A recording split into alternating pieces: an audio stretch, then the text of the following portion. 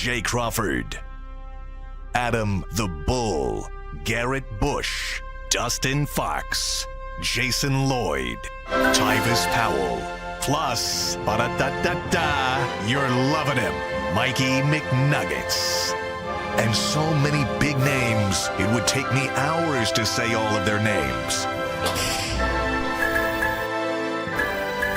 The ultimate Cleveland sports show starts now. Booyah! 1 down, 15 to go. Mm-hmm. When you put it that way, it sounds like such a long and winding road. It is. It is. But what's up, Mike? And we are doing good. We got a big show for you guys today. And it is brought to us by Living for We. Living for We is an award-winning show from Idea Stream's public media, part of the Connecting the Dots Between Race and Health initiative. New episodes drop every other Tuesday. Listen to Living for We wherever you get your podcasts. Jay? Happy Easter if you celebrate. I hope everybody had a wonderful weekend. How was the weather here? Was it good? Was it Friday was fantastic? One day was awesome. Yeah. And then Saturday was really crappy. Where was you at? Sunday You was said You know what? I here. was in New York, and Saturday was beautiful. So that makes sense. I forgot you was there. Yeah, Friday was absolutely gorgeous awesome there. here. Friday, Dustin rolled in with the top down. Nice. I mean, I'm sorry I missed it. Yeah, Mine would have been down too. it was a sight. Let me tell you. What he had. What's his convertible? I don't want to say. I don't want to. No, he can't. all right. It's one. Now, if, listen. Sorry, D. We can't say on air. Now, if I get a convertible, everybody gonna know. You'll put that subwoofer in the back seat? No, I'm not gonna do that. I would like to stay. I don't want to get pulled over. But we can't say what it is. But OGs of the show know that I bought a Mercedes without telling my wife. I remember that. Yes. Yeah. We fought. You were in the doghouse for a while. We fought till 3 a.m. Actually, she woke me up to yell at me. And then wow. And she was right. I was wrong. I apologized. But you didn't take the car back. I didn't take the car back. But had I rolled up in this, immediate divorce.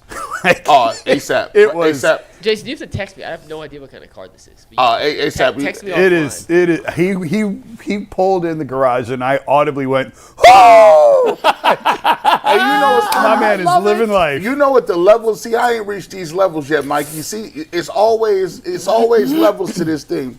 So Jason and Jay, yeah, man. I went home the other day, and I made this purchase. Didn't tell my wife was in the doghouse.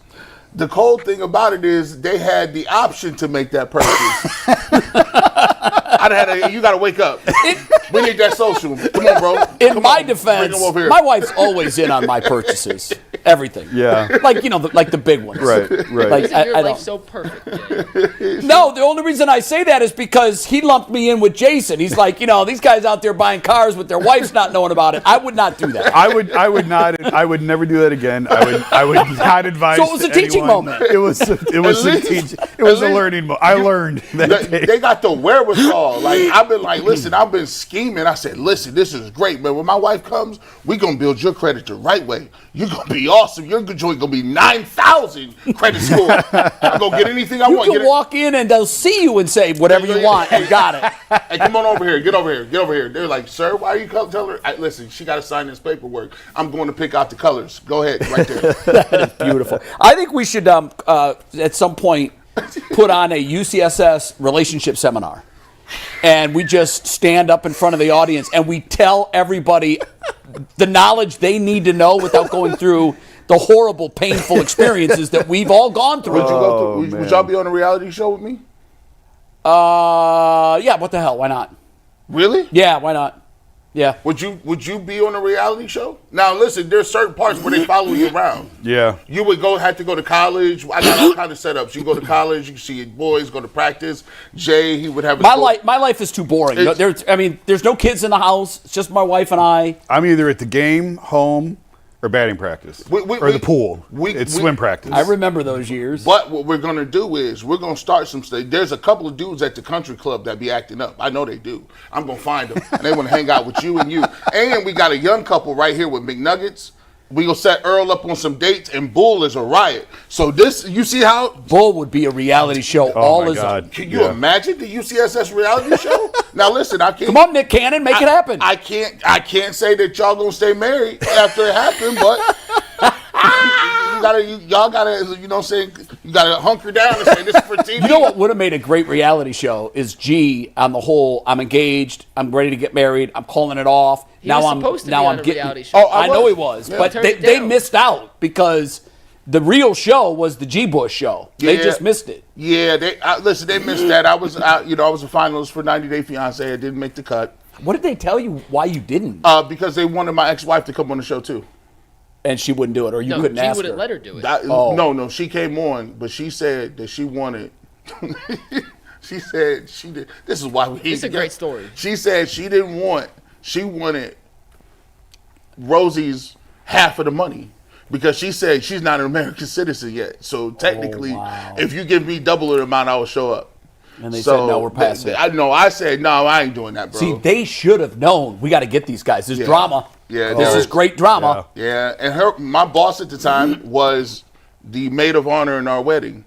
Oh, my goodness. So, wow. So, ain't that crazy? Oh, that made it tough on you. Like that was, I was like, so that was but like my boss loved me. Shout out to Faith. How you doing out there? Her mom's a big Guardians fan. But yeah, she was like, this is awkward. She was there. We got a divorce, and I still had to work. Man. Ain't that crazy? That's one of the best storylines ever. They missed out. They really did. You'd be on MTV today. Right. The Cavs didn't miss out. The Cavs looked great Cavs last did night. Wow. I mean, that's all you can say. That's what you hoped Game 1 would look like. Mike, take it away. Yeah, we're going to get into all of that. We're talking a lot of Guardians. We got Zac Jackson in the studio today. We're talking some Browns. It is draft week. Speaking of draft week, before we dive in, a quick reminder that Thursday night we will have another live late-night edition of the Ultimate Cleveland Sports Show in studio while the draft is going on, so you guys will get some instant reaction to whoever the Browns pick at number 2. We have Bull, we have G, we have Jason, and we have Dustin coming in to do a live show Thursday night starting just around 8 p.m. on Thursday night while the draft's going on. So have the draft on one screen, have us on another screen, and as soon as the Browns make a pick at number 2, we'll be giving you guys some instant reaction to whoever the selection is. We'll be staying on for about an hour afterwards in case Cleveland finds a way to trade back up into the first round. So that's coming at you on Thursday night, but we start today with another word from FanDuel. The NBA playoffs are officially underway, guys, and FanDuel is giving new customers an incredible way to get in on the action right now when you join FanDuel and place your first $5 bet. You'll get $250 in bonus bets if that first $5 bet wins. Don't miss out. Head to FanDuel.com/UCSS and claim your $250 in bonus bets today. We have a winning ticket from the weekend. Our guy Darren Smith turned $10 into $235 This dude. on a play-in game, same game parlay. He had a 1, 2, 3, 4, 5, 6, 7, 8, 9-part single game parlay that hit, turning 10 into $235.50, which isn't shown on there, but still a massive win here for our guy Darren Smith from Kansas City. So if you have a winning FanDuel ticket, This guy every make sure day. you send it in, and we will feature it here on the show. Can I ask a just question, like Darren. Mike? Are you done with the read? Okay, up? can I ask a question? How many of these bets daily does he place? Oh, listen. I will text Do we Darren. know? I will get the answer. I don't Man, have the I answer. know this. But, Is you it a know lot the of them? answer? Yeah, listen. So like he came over when he came into town. He stayed with me and my wife. Okay. And we was walking around. We was talking, and he's a night owl like me. It's like 2 a.m. We still walking around like watching. So he has his tablet, and he listens to like games on the radio. Oh, my. And he's listening to the radio with like Following his with the bets. tablets and all the joints. He's like, yeah, man, I'm following this, that, and the third. He got a fantasy football league and about 3 tablets, and he's just in there like this. I'm like, dang, bro, how many bets you got in the iron, fire in the iron? He's like, it depends on what site. I say, yo. So he's betting a lot. He's winning a lot. Shout out to Darren. If you have winning tickets, Shout make out sure to you Darren. send it in. Jeez. But Darren recently has incredible. been as hot as Ty Jerome was Yes. last night. No You want one's to that talk hot. about going supernova in your first ever playoff game. Ty Jerome chips in 28 points. Jerome, Mitchell, and Garland combined for 85 points in the Cavs' 121 Crazy. to 100 win over the Miami Heat. Jason, you were there. I did not go yesterday as I was recovering from a little bit of a sickness. Didn't want to put anyone at risk. But being in the arena, getting to experience that atmosphere and seeing Jerome, Mitchell, and Garland just single-handedly overpower the Miami Heat. What was that like in What was the reaction to Ty Jerome's performance afterwards? Ty just did what Ty does. He's done it all year. And Kenny said after the game, no, he didn't expect to see it, but he probably should have because we've seen it for so long now. It's just become human nature for this team. So, I mean, everybody knows Ty's story by now. It's incredible. He's a finalist for 6th Player of the Year. He should win it. I don't think he's going to, but he absolutely is deserving of it. It's funny, you could watch last night who is rattled by the moment and who is not. And Ty Jerome was not rattled by the moment at all. That surprised me, Jace. I know there's some that say, well, you shouldn't be surprised. He's been doing it all year. I still thought that when you turn the page to the playoffs, because of that bright light, that it wasn't going to look like that. And it did. It did. And credit also to Sam Merrill. I mean, Sam, I didn't think Sam was going to get a ton of minutes, but I think he played so well and he shot it so well that he ended up playing more minutes than Max Strus. And DeAndre Hunter. And Dean Wade. Hunter will be fine. And Isaac Okoro. I'm just saying, he played 24 minutes last night, and I don't think any of us in any scenario in any world would have said Sam Merrill played the not second without most an minutes injury. off the bench. I thought there'd be a major injury if he was getting that kind of minutes. Listen, first and foremost, we got to already remember that Sam Merrill has that pedigree. Championships in the summer really help. I'll tell you. You know I was coming for it. I've been waiting for it. But it ain't the points, man. It ain't the assist. Where did he get this lockdown defense from? Yeah, I know. Where did he get the lockdown badge from, Jason? He's in people's pockets. I said, hold on, is this Sam Merrill? They couldn't move. They probably tried to post him. He's like, no, I'm strong overnight. People try to go around him. He was like, no, I'm quick too. I'm like, where is this? This is wild to me. This dude was all over the court playing defense. Between him and Ty Jerome, we got the Backstreet Boys on lock, bro. Backstreet Boys, y'all done. Don't let Dean Wade start hitting. It's over. This is crazy to me. I said I've never seen Ty Jerome, a dude, just wake up one day and tell himself I am good and self-affirmation in the mirror, and it worked like this. To this point? Yeah. Come on. It is nuts, and that's why I was surprised that it looked like that. I mean, I thought maybe he'd have 8 points, 10 points, hit a couple of threes. It was fun watching. Because Spiroditas was on the call, right? Was he? It was Spiro. At some point, you could tell it was like one of the most incredulous things he'd ever seen. He was just. We've seen it all year now. We have now. So you said you shouldn't be surprised because we saw it all year. Let me ask you this, because this is the big question. And if you can answer this the right way, I think this team's chances of winning a championship just skyrocketed. Can he do this throughout the playoffs? I don't see why not.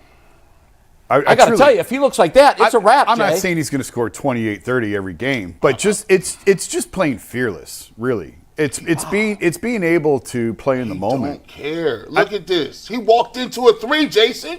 You don't walk. Ty Jerome don't walk into no 3.5 court set like that. I mean, the guys were laughing about it last night that he showed up in September talking all this mess, and they were like, "All right, slow down. Like, you're Ty Jerome. Settle down." And he laughed at Perrion Winfrey when he came to Cleveland. He said, "I'm all gas, no break." Well, Ty Jerome is legitimately all gas, no break. He is without the baggage. Every time, right? Every time he hit that floater. He had 4 of them, by the way.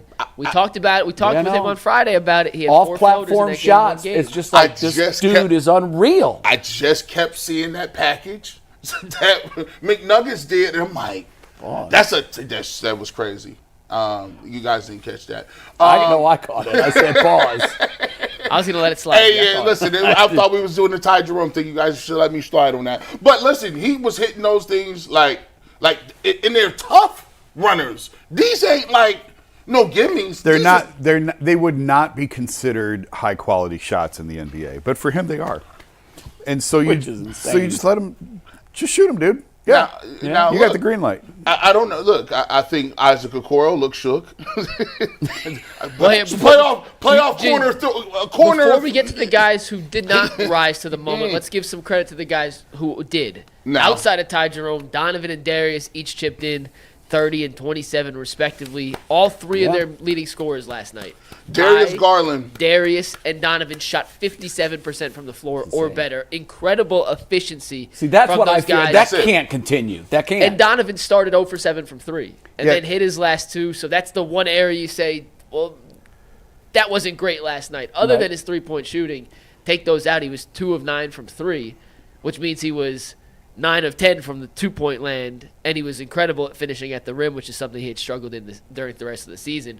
He was awesome, Darius was awesome, and Jerome were awesome, and those three almost single-handedly outscored Miami by themselves. Then we'll get to the Okoros and the other guys who weren't ready. But Jason, Donovan and Darius last night put on a show in their own right. Yeah, Donovan, you mentioned it. Mike and I had been talking. We didn't really talk about it on the air a lot. It was just something that we had been watching and monitoring all year long, that Donovan at the basket had one of his worst years at the rim, and he only converted 61% at the rim, which was in the lower 50th percentile. I think he was 44th percentile. Wow. So by far one of his worst years at the rim. And I don't know if there was necessarily a great explanation for it, but then yesterday against Miami zone, he still was able to get to the paint, able to get to the rim and finish at the basket. I think he was 7 of 8. He was either 6 of 7 or 7 of 8 at the rim.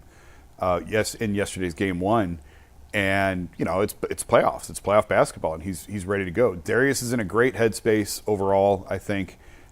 Certainly much better than he was last year. That was the type of performance we expected out of him. And just overall, this is why I wrote coming off the game last night. I thought Tristan Thompson said something really interesting to me in the locker room after the game. He looks at Miami, and nobody's predicting wins. Like, I want to make that clear. But he looks at this series, and he looks at the Heat like 2016 Detroit Pistons first round. Oh. Because the Cavs swept the Pistons in that first round series. But that was not an easy series. No. And 3 of the games were 10 points or less. The one game the Cavs won, I think, by 17. They still trailed in the third quarter. Detroit led in the third quarter. I think it was game 3. They pushed this Cavs team back then. It was a physical series. It was a really physical series. They had one of the Morris twins, I think, that tried to separate Kevin Love's head from his shoulders. Stan Van Gundy was a terrific adversary for Ty Lue.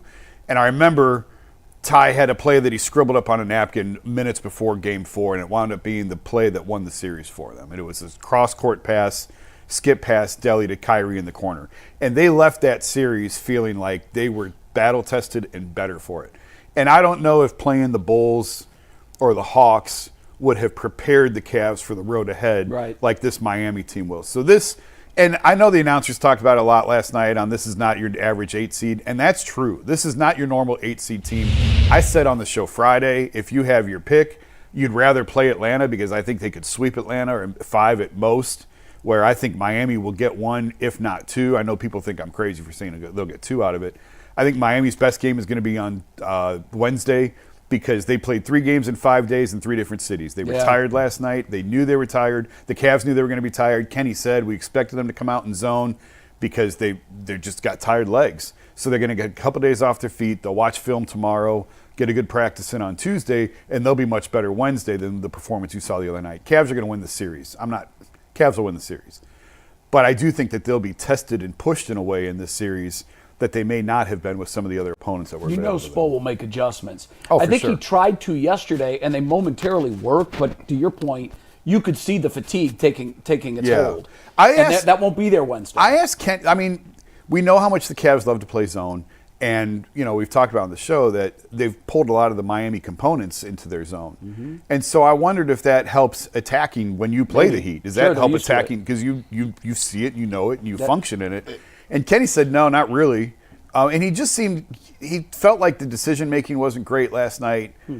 He just seemed like, and listen, you got a long road ahead of you. You're trying to find things to get on these guys about the next day. But he just felt like some of the decision-making wasn't great. Some of the decisions were unforced errors that they made. So there's things that they can go over and clean up as well. Wasn't Miami the 10? They were 10. If I'm not mistaken, first ever 10 seed first to 10. actually make the playoffs. But they ain't got no 10. They ain't got no 10 roster. Like Bam is a problem. He done got 2 gold medals. Tyler Hero. I was surprised that they did a great job. I thought on Hero half. They did. Second half, he was getting to his spots early. But there was a point in time, I think Candace Parker talked about, he didn't have a bucket since the 10-minute mark in the third quarter, and it was deep in the fourth quarter when she had said it. Yeah, they really took him out of the game second half. I like what Kitty said. He was like, those guys are, Miami came out in the zone. And he says, what, you guys got some wrinkles? Or he was like, oh, listen, they came out to the zone. He was like, but listen, we got some wrinkles ourselves too. I said, okay, Kitty. All right, what you talking about? If you let Ty, the problem that the Miami Heat have is this. You can't let, now the Cavs, if they want to continue to get better in their championship organization and the roster, you can't let Ty Jerome have all them points. Because that means Evan Mobley didn't kill you. Jared Allen didn't kill you. You lost a game where other killed you. Yeah, but isn't it nice that's an option? So that's what I'm saying. It's just another tool in the arsenal. Now it's scary because you could go into the locker room and spoke and say, listen, man, guys, we shut down Evan Mobley. We thought we did a good job on the board, offensive rebounds with Jared Allen. We thought we won that matchup. The Mitchell kid gave him not a lot of nice minutes for him, hit a couple shots.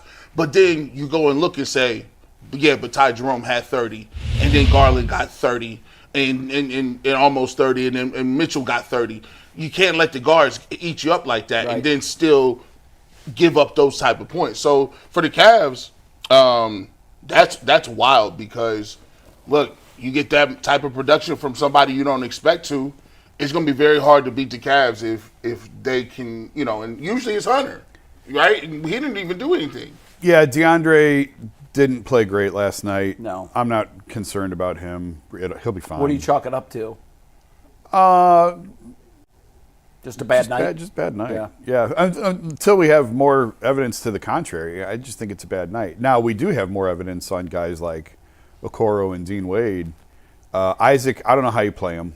Yeah, we said it all year. If he's not making shots, he can't play. Nope. And last night, 0 for 4 from 3. And there you see the difference where Sam is a threat. Mm-hmm. Sam is someone defenses have to account for, and Isaac is not. And, he's a great guy, and I hate saying it, but we've seen, how many years now have we seen teams completely ignore Isaac Especially Okoro? in the playoffs. In the playoffs, yeah, when he's on the floor, they're not going to guard him. And it was back-to-back, I think it was almost 3 possessions in a row where the ball seemed to swing and find Isaac Okoro at the last minute in the corner. Yeah. In the playoffs, it will find the person who does not want to shoot. You aren't kidding. It always does. And just a little thing on Okoro real quick because I'm curious what you guys think. After last night's game, in his career, he's now 13 of 52 from 3 in the playoffs. That's not good 25%. enough. Literally 25% on the dot. Yeah, that's just That's not good playoffs. enough. In the back half of this season, after he came back from the shoulder surgery or shoulder injury, he didn't have surgery on it, he was shooting almost 50% from 3 prior to the injury. And we were saying, is this sustainable? Is this a fluke? It looked legit. Then he got hurt, had the AC joint injury. He came back. Over the final 22 games in March and April, Isaac attempted 60 three-point attempts. He made 20 of them. So she was shooting 33% over the last 22 games. So it wasn't like he was on fire heading into the playoffs and then kind of stumbled last night. It's one game. He could certainly make more in other games, but on his first three-point attempt, he hit the side of the backboard. Mike, it's tough in the regular season when a guy is in a shooting funk to shoot himself out of it because of the confidence in the minutes. Mm-hmm. I don't know how that's going to happen in the playoffs. I don't, unless there's a 30-point blowout and they just say, okay, now let's spend the next 12 minutes trying to get Isaac well. It almost is going to demand that kind of situation because I don't know how you're going to play him in close situations because the confidence is gone. And frankly, I wrote this today. I don't know if Dean Wade has the stomach for the postseason. We've seen, I kept making excuses for him, and he was coming off injury a couple of years ago, and he played 7 minutes last night. Yeah. Totally empty minutes. Kenny got into him at one point coming off the floor and didn't play in the second half until garbage time. Do you know what that was about? No. I couldn't figure out what he was so upset with Dean Wade over, but you could see him, even on the TV broadcast, chewing into Dean as they were coming off the court, and then Dean got buried the rest of the game. To this minute, I still don't know exactly what the mistake was that there was. To me, it just looked like, I don't know that it was one thing. It looked like a guy trying to light a fire under somebody, but I don't know. But they didn't play him. No, I know. So it was let more him than that. Let him sit there for 3 days and think about what I had to say. Yeah. And maybe he'll look different when he comes out Wednesday night. I don't know. So, Kenny tried the 10-man rotation last night. We'll see how long he sticks with it. You can in the first round is a good time. You can Yeah, you're not play, doing that against Boston. No. But right now you can play who's hot, and we saw that with Sam over Max and DeAndre. Sam I don't know if that's going to continue. I don't know that we're going to sit here at the end of the series and say Sam Merrill played more minutes than Max Strus and DeAndre Hunter. But it worked in that game. If Sam Merrill is hitting and Jerome is still hitting, you might as well book it. Cavs win the championship. You can't. If Sam Merrill's going to play like that, I'm sorry. That's why I asked that question. Can he continue to do that throughout the playoffs? I don't know. Well, those if are he two. can't Ty continue to and look like Sam, that, we're having two different conversations here. Yeah, we are. Yeah, I asked specifically about Ty. Ty can. Yeah, I Sam think Ty still has can to too. Yeah. I don't know if he can do it every game. We had said, I think you don't need last him to week, do it every game. He can do it a game here or there. Can he win you a series? I don't know. It's really going to come down to me to their 3-point shooting. They've got to shoot it better. Like Donovan has to shoot it better from 3, and I believe he will. I think last night was his first game in 2 weeks. Yeah. And he's got to find the rhythm. He took one early in the shot clock. I think it was late in the first half. I could be wrong. It was early in the shot clock. He was 6 feet behind the line. It didn't make much sense. Shot. Y'all know Kenny. I feel like with Kenny, like everybody has a green light from 3. Is there anybody that you've seen him lay into somebody for not taking? Like they shoot threes. No, he gets mad built. when they don't shoot. Yeah, that's how they're built. When built. they do shoot. I mean, Darius Garland can pull from half court. Evan stepped into a 3 last night early that I thought, man, that's a really good sign. Yeah, I know it. It was their second basket. They don't. Donovan goes 1 for 7. They don't even flinch. No. Step backs go, whatever. If they shoot it well from 3 and they rebound, they're a really hard team to beat. Yeah. And shooting, we've talked about it all year long. A lot of times shooting, it's make or miss. Yeah. And I thought Mike, I think that was on our Cavs show. Mike did a great job of showing when Darius was struggling. It's like, guys, it's the same shots. It's the same looks. It's the same shots. That one went in and that one didn't. Well, that's basketball. But if they're going in, if they make them in the playoffs, and like Evan not grabbing a rebound in the first half is unacceptable. Yeah, I think I'd see that. I will say this, and I say it every year, and I don't know why I keep doing this, but I'm gonna tell you what, man. The shot making in the playoffs. I watched pretty much every game. Mm-hmm. These dudes are unconscious. Like, playoff basketball is just different. Like, it's the best 2 months of the season. It is. Because they don't care about the 82 because they're loading up for these 2 months. I'm like, nobody misses. I'm like, oh, that's good. Shot contested. Steph Curry was unconscionable yesterday. I didn't get to see that game. Oh, I watched the YouTube melt of it. Oh my God! He looked like young Steph. Yeah. This dude, and it's wild. We don't know Steph has been doing this for like 12, 14 years. They pan to the audience, and his daughter is just as old as his wife now.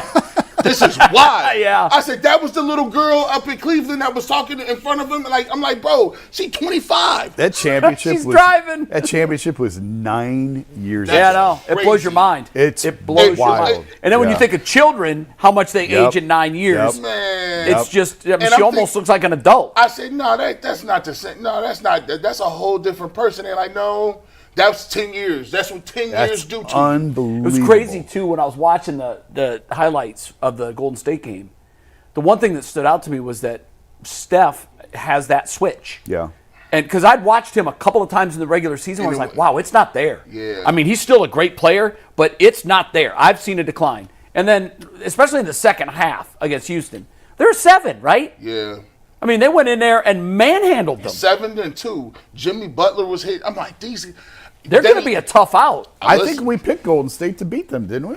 I did. I picked Houston. It's not a bad pick. I picked Golden State. It's not a bad and pick. it's one game. It's one game. Meantime, I know there's not really much time in the rest of the show to talk about everything else that happened in the NBA. We're going to do it overtime. Oh, is that overtime? Yeah, okay, because I wanted to touch on the Lakers. Yeah. I wanted Golden to State touch on was, the Celtics a little bit. A heavy favorite in the series in the betting odds, despite being the 7. Last two things. Yeah, they're not your typical 7. No, not at all. Last 2 things of the Cavs will move on.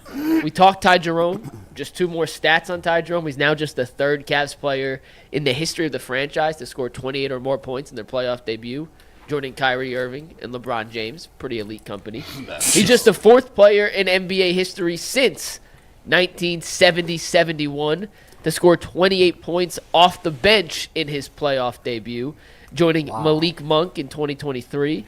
Ben God. Gordon in 2005, and Billy Ray Bates of whoever he played for. I've never heard of Billy Ray Bates in my entire life. BRB? But he scored 29 points back on April 2nd, 1980. I've never heard of him. Charles Barkley said in the postgame show, he's like, man, I remember Billy Ray Bates.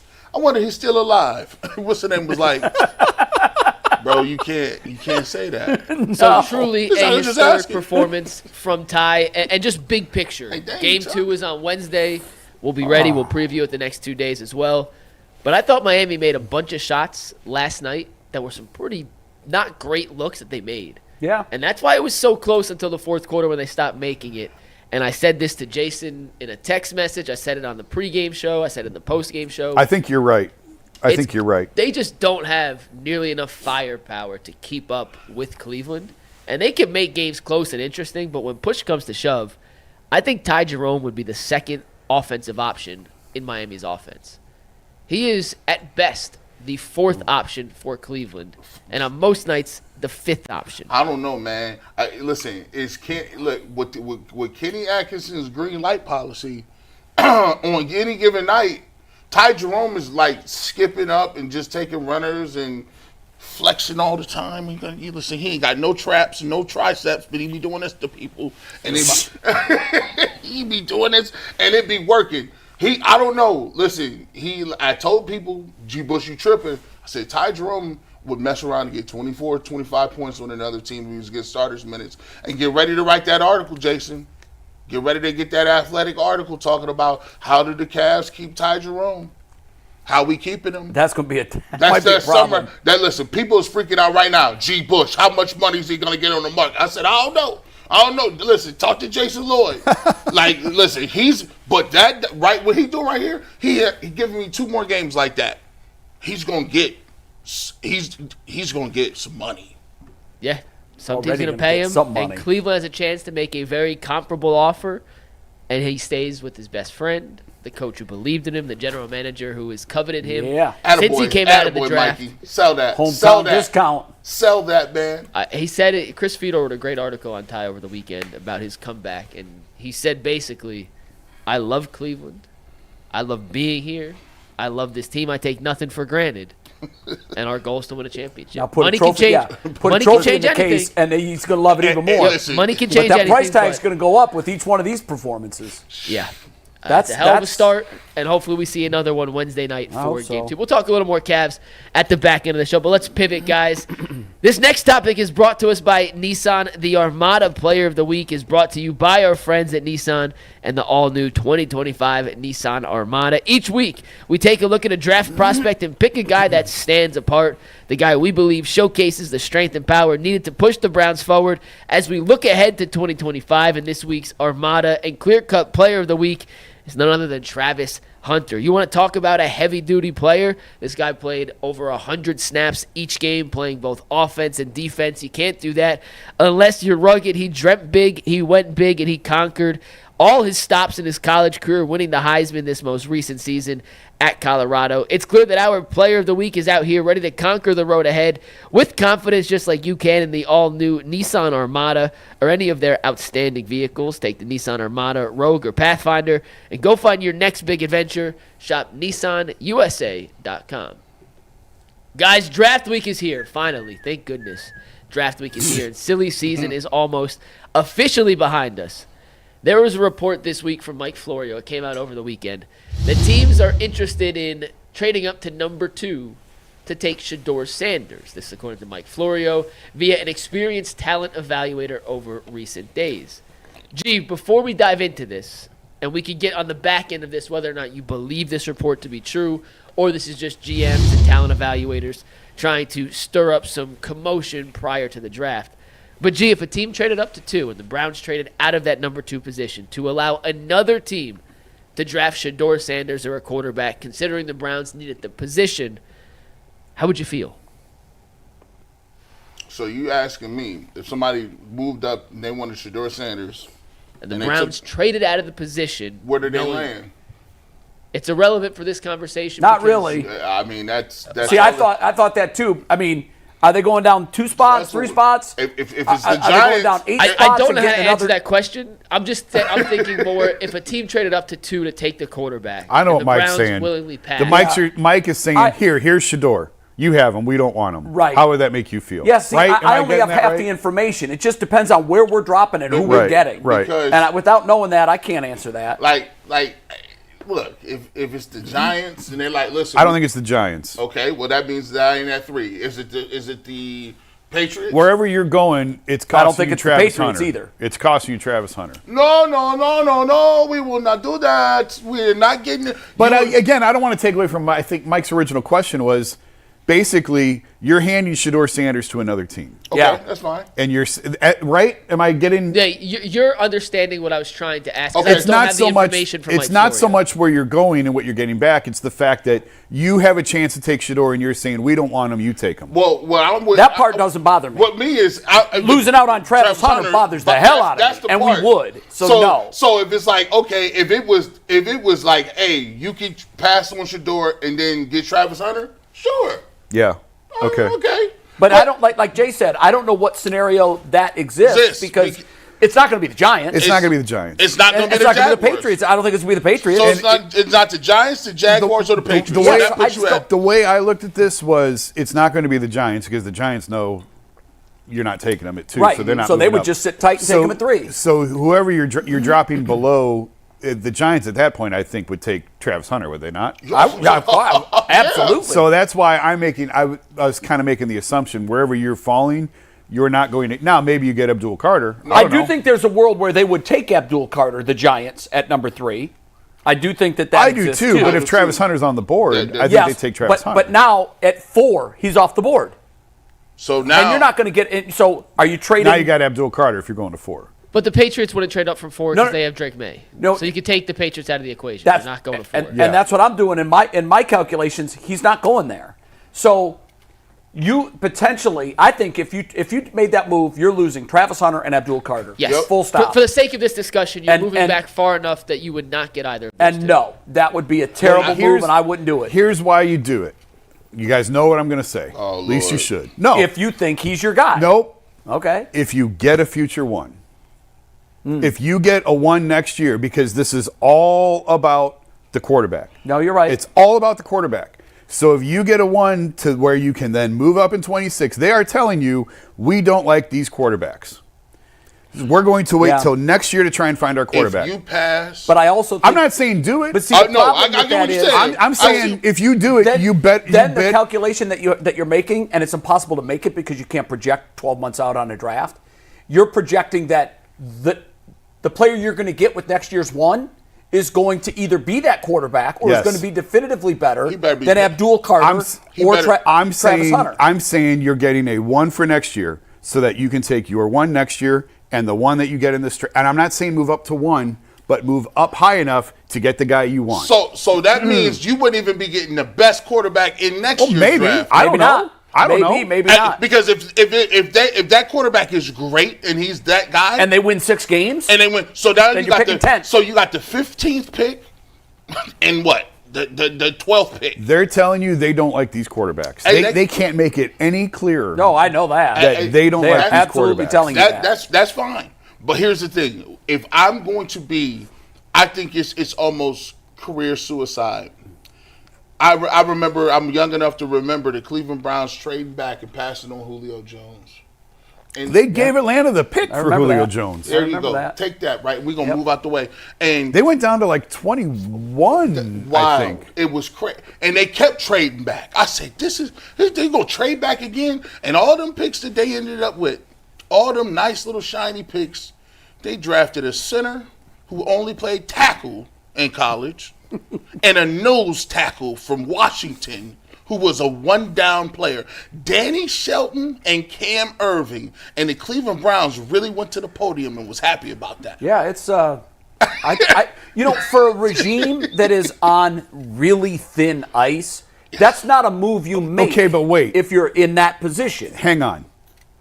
Are they on thin ice? Yes. We think they are. I don't think Stefanski is. If Andrew Berry doesn't nail this draft, and I don't mean get a C, if Andrew Berry doesn't get an A- or above on this draft, he is gone. I'm just telling you, we have gotten no indication that they're on none. Fine. I agree. And the thing that I've said though is Jimmy can be very emotional, and I don't know how you can trust him if you're those guys, because he can tell you you're good. I have talked to people who were in that building who said I got a glowing review, and 2 weeks later I was fired. And that's why I don't know that you can trust the emotional side of it. But I'm just saying, we have gotten no. Jimmy came out and said it was my fault. Put Deshaun on me. Rightfully so. I think it was his fault. But Jace, here's the indication. I'm not saying they shouldn't be on the hot seat. I'm saying we've got no indication. A lot of organizations don't come out and say that. Jerry Jones does it, but a lot of guys don't. And a lot of guys have been fired in Cleveland. You're like, oh, okay, now you're going to do it. Like, I thought there was all kinds of indication that Hugh was going to go. Maybe 0-16? Didn't deserve a contract extension. He got it. And then all of a sudden he was like, wow, now you're going to fire him? Okay, whatever. Doesn't make a whole lot of sense, but that's Jimmy. I will say this. I know you're saying we're not getting a whole lot of indication. Here's my indication. Look at his third-round fails at wide receivers.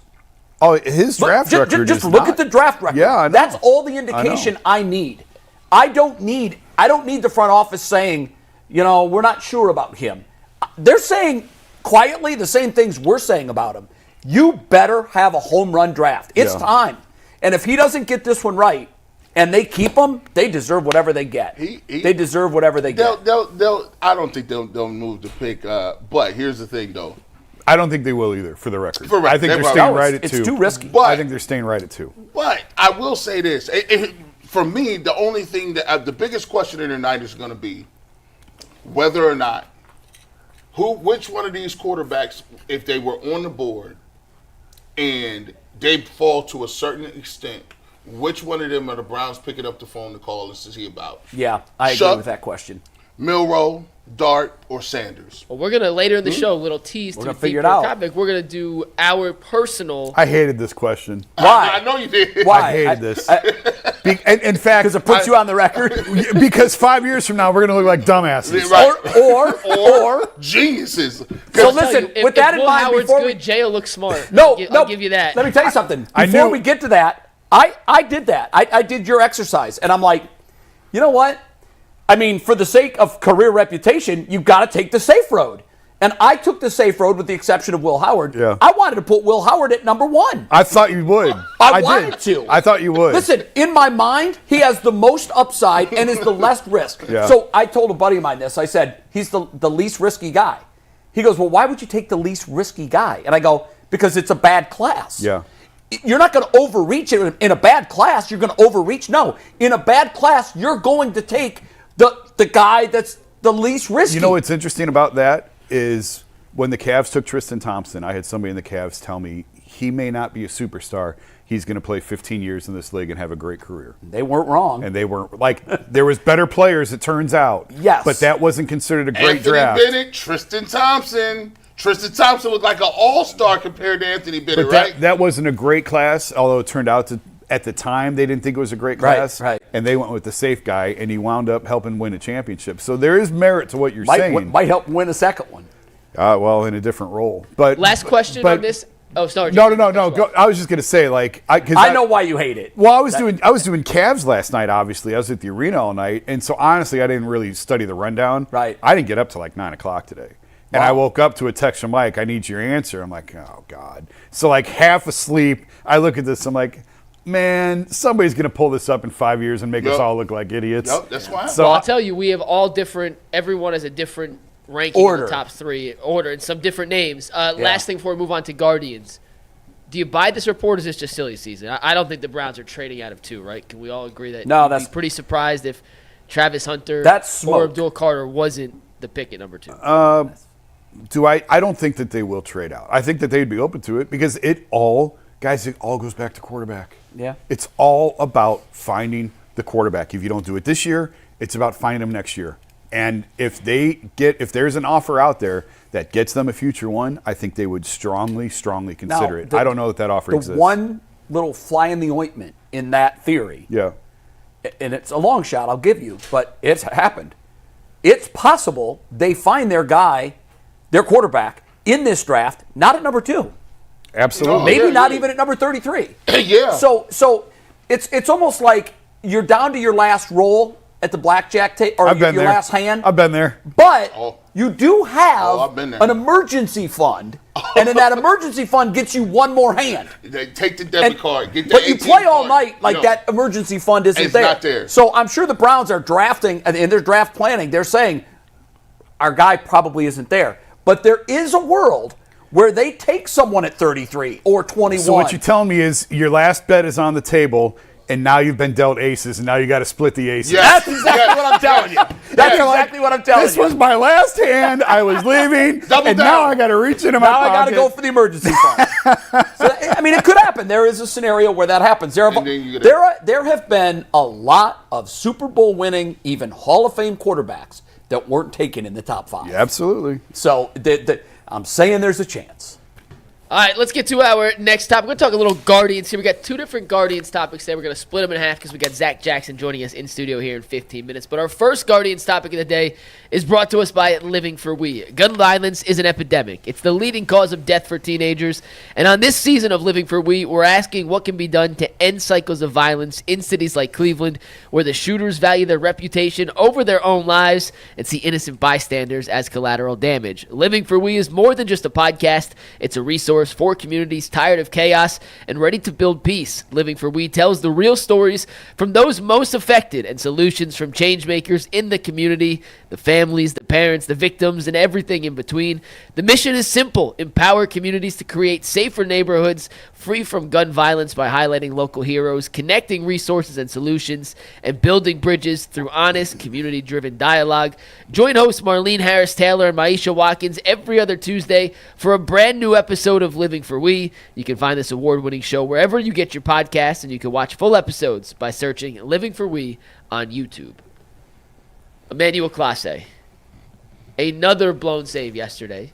However, as Zach Meisel put on Twitter very eloquently, he does lead the league in wins now at 3-0, so he takes That's it with an a grain awful of salt. thing if you're a closer. But if no, you're a in all closer, that means seriousness, you're blowing a lot of opportunities. in all honesty, Emmanuel Clase has not been nearly the same pitcher he was yesterday. And he was saying that tongue-in-cheek. Obviously. Exactly. He was not the same pitcher he was last season. Jay, you mentioned on Monday's show last week you would consider sending him to the minors. I would. I still would. After another bad outing, guys, when do we seriously have the conversation? Should Clase remain in the closer role from Cleveland? And in the closer role, do you have the ability to work through some of these issues that he's currently going through? For me, he gets the month of April. If he still looks like this guy on May 1st, either I don't know which way you want to go. Do you go with Gaddis? Do you go with Cade Smith? Either are better options at this point. Even on his appearance Saturday night, he got lucky because he gives up a leadoff triple, which certainly would have scored. And the injury comes off the base, he's called out. So I'm waiting for that, and I think he pitched Friday too. Did he not? He did, 3 in a row. Yeah, and Friday he looked a little shaky too. I think he gave up a base runner in that one. Where's the 1-2-3 Clase that was so common last year? This guy's not the same. That's gone, man. That ain't it. How long do you guys give him? 2 months. Here's the thing. I have no faith in him right now, but I would not take him out of the role. Man. And I have no faith in him. But Tito. But I was looking at his StatCast page, and I called Zach on the way in, and Zach Meisel, and I was like, it doesn't – I'm sticking with my thing. He's throwing it over the plate. He's missing his spots. The stuff is still there. Did you do the deep dive on the movement on his cutter? It's what it was at 22 levels. It's not moving quite as much as it was last year, but it's basically in line with what it was in 22 when he had a sub-2 ERA and he was an all-star. Yeah. It doesn't – like there's no logical explanation. Guys caught up with him. For what we see. They know what they're looking for, man. Yeah, I think that's possible too. They just look, sometimes you go up there and when somebody hits you, they find out a little move, and they're like, oh, watch for this. Watch for this. Oh, you listen, when he do that, he about to do this. Right, and then your confidence is gone. Like now, it looked like before in the last couple of years, he used to be able to, with his just mind, blow it past people. Yeah, you was just like, oh, no, that guy's gone. That ain't it. No. They are super comfortable at the plate with you coming into the game. No one's afraid of him. Look at his whip is that's unbelievable. I mean, he's getting barreled like never Like before. we've never seen. That was crazy. They're Jason. getting That was elevation on it. wild. They're lifting it like they haven't before. Yes. There is a lot of troubling markers, but nobody's running away with the division. They're still right. It's not like he's costing them games to where they're not in contention. It's still early. No, but Jay, With the track record he's got, I get why they're sticking with him. I didn't love throwing him 3 days in a row. I didn't either. But he threw 6 pitches Friday and 9 pitches Saturday. And he had to. I mean, you were in a situation where you I know at 4-1 you don't think you have to, but I thought, well, this is the perfect situation for him because he's not going to give up 3 runs. He might give up 2, Yeah. but he's got to get his confidence back. Yeah. The reason I had mentioned the minor leagues was because right now, to me, I don't know if it's 50-50 stuff, confidence, but I'm giving confidence at least 50% of the issue. I at think least. it's- I like think a it's more. kicker. I think It's it's like a more. golfer when he gets the yips on the greens. Yeah. So if it's 50%, to me, as a manager, I'm trying to find out, okay, I got to do 2 things here. I've got to minimize the risk to the team, but I also have to restore his confidence. It has to be done. And so that situation was, because I thought this is going to be a really interesting call by vote because it's a 3-run lead. You don't have to pitch him. He's pitched 2 in a row, even though his pitch count was very low.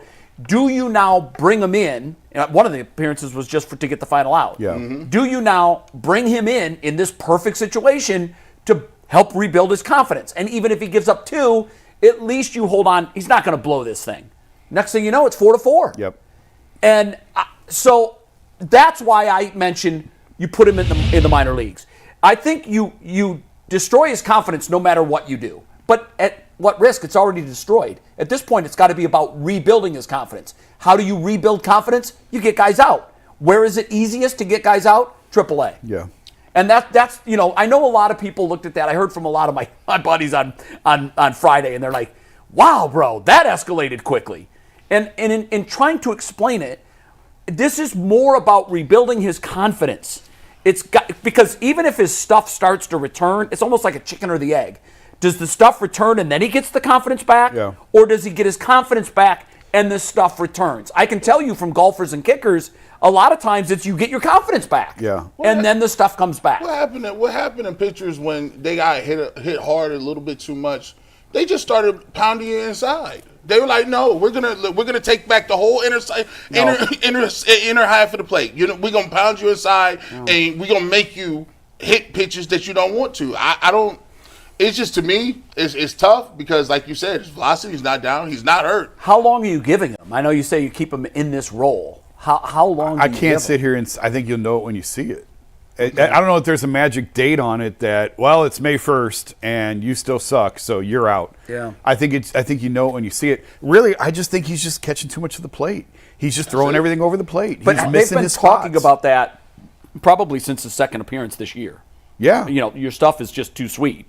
You got to make it a little more sour, work the edges, don't throw it in a nitro zone. You know where the guy's nitro zones are, don't throw it there. Yeah. And he hasn't been able to do that. He hasn't been able to do it. And to me, I know one of the things that this is just personally, and I know it's a much, much lower level, but for me, one of the things that is a signal to me that something's wrong, even if it's my arm and I'm not feeling it, to me, my command starts to go. And then I overcorrect, and then I start throwing everything in the 5-hole. Right. Everything. Right. And that's the box you just don't want to live in. But when you're struggling with your command and you can't work the edges, you start going for the heart and thinking, well, I'm struggling with my command. Right. I'm not going to hit the heart. I'll go for the heart, and I'll live on the edges. But weirdly, you don't. You Yeah. find the heart, Yeah. and then the bat finds I don't know. the fat part of the ball. I mean, when you lose command, is command something you could just I feel like no one owns command.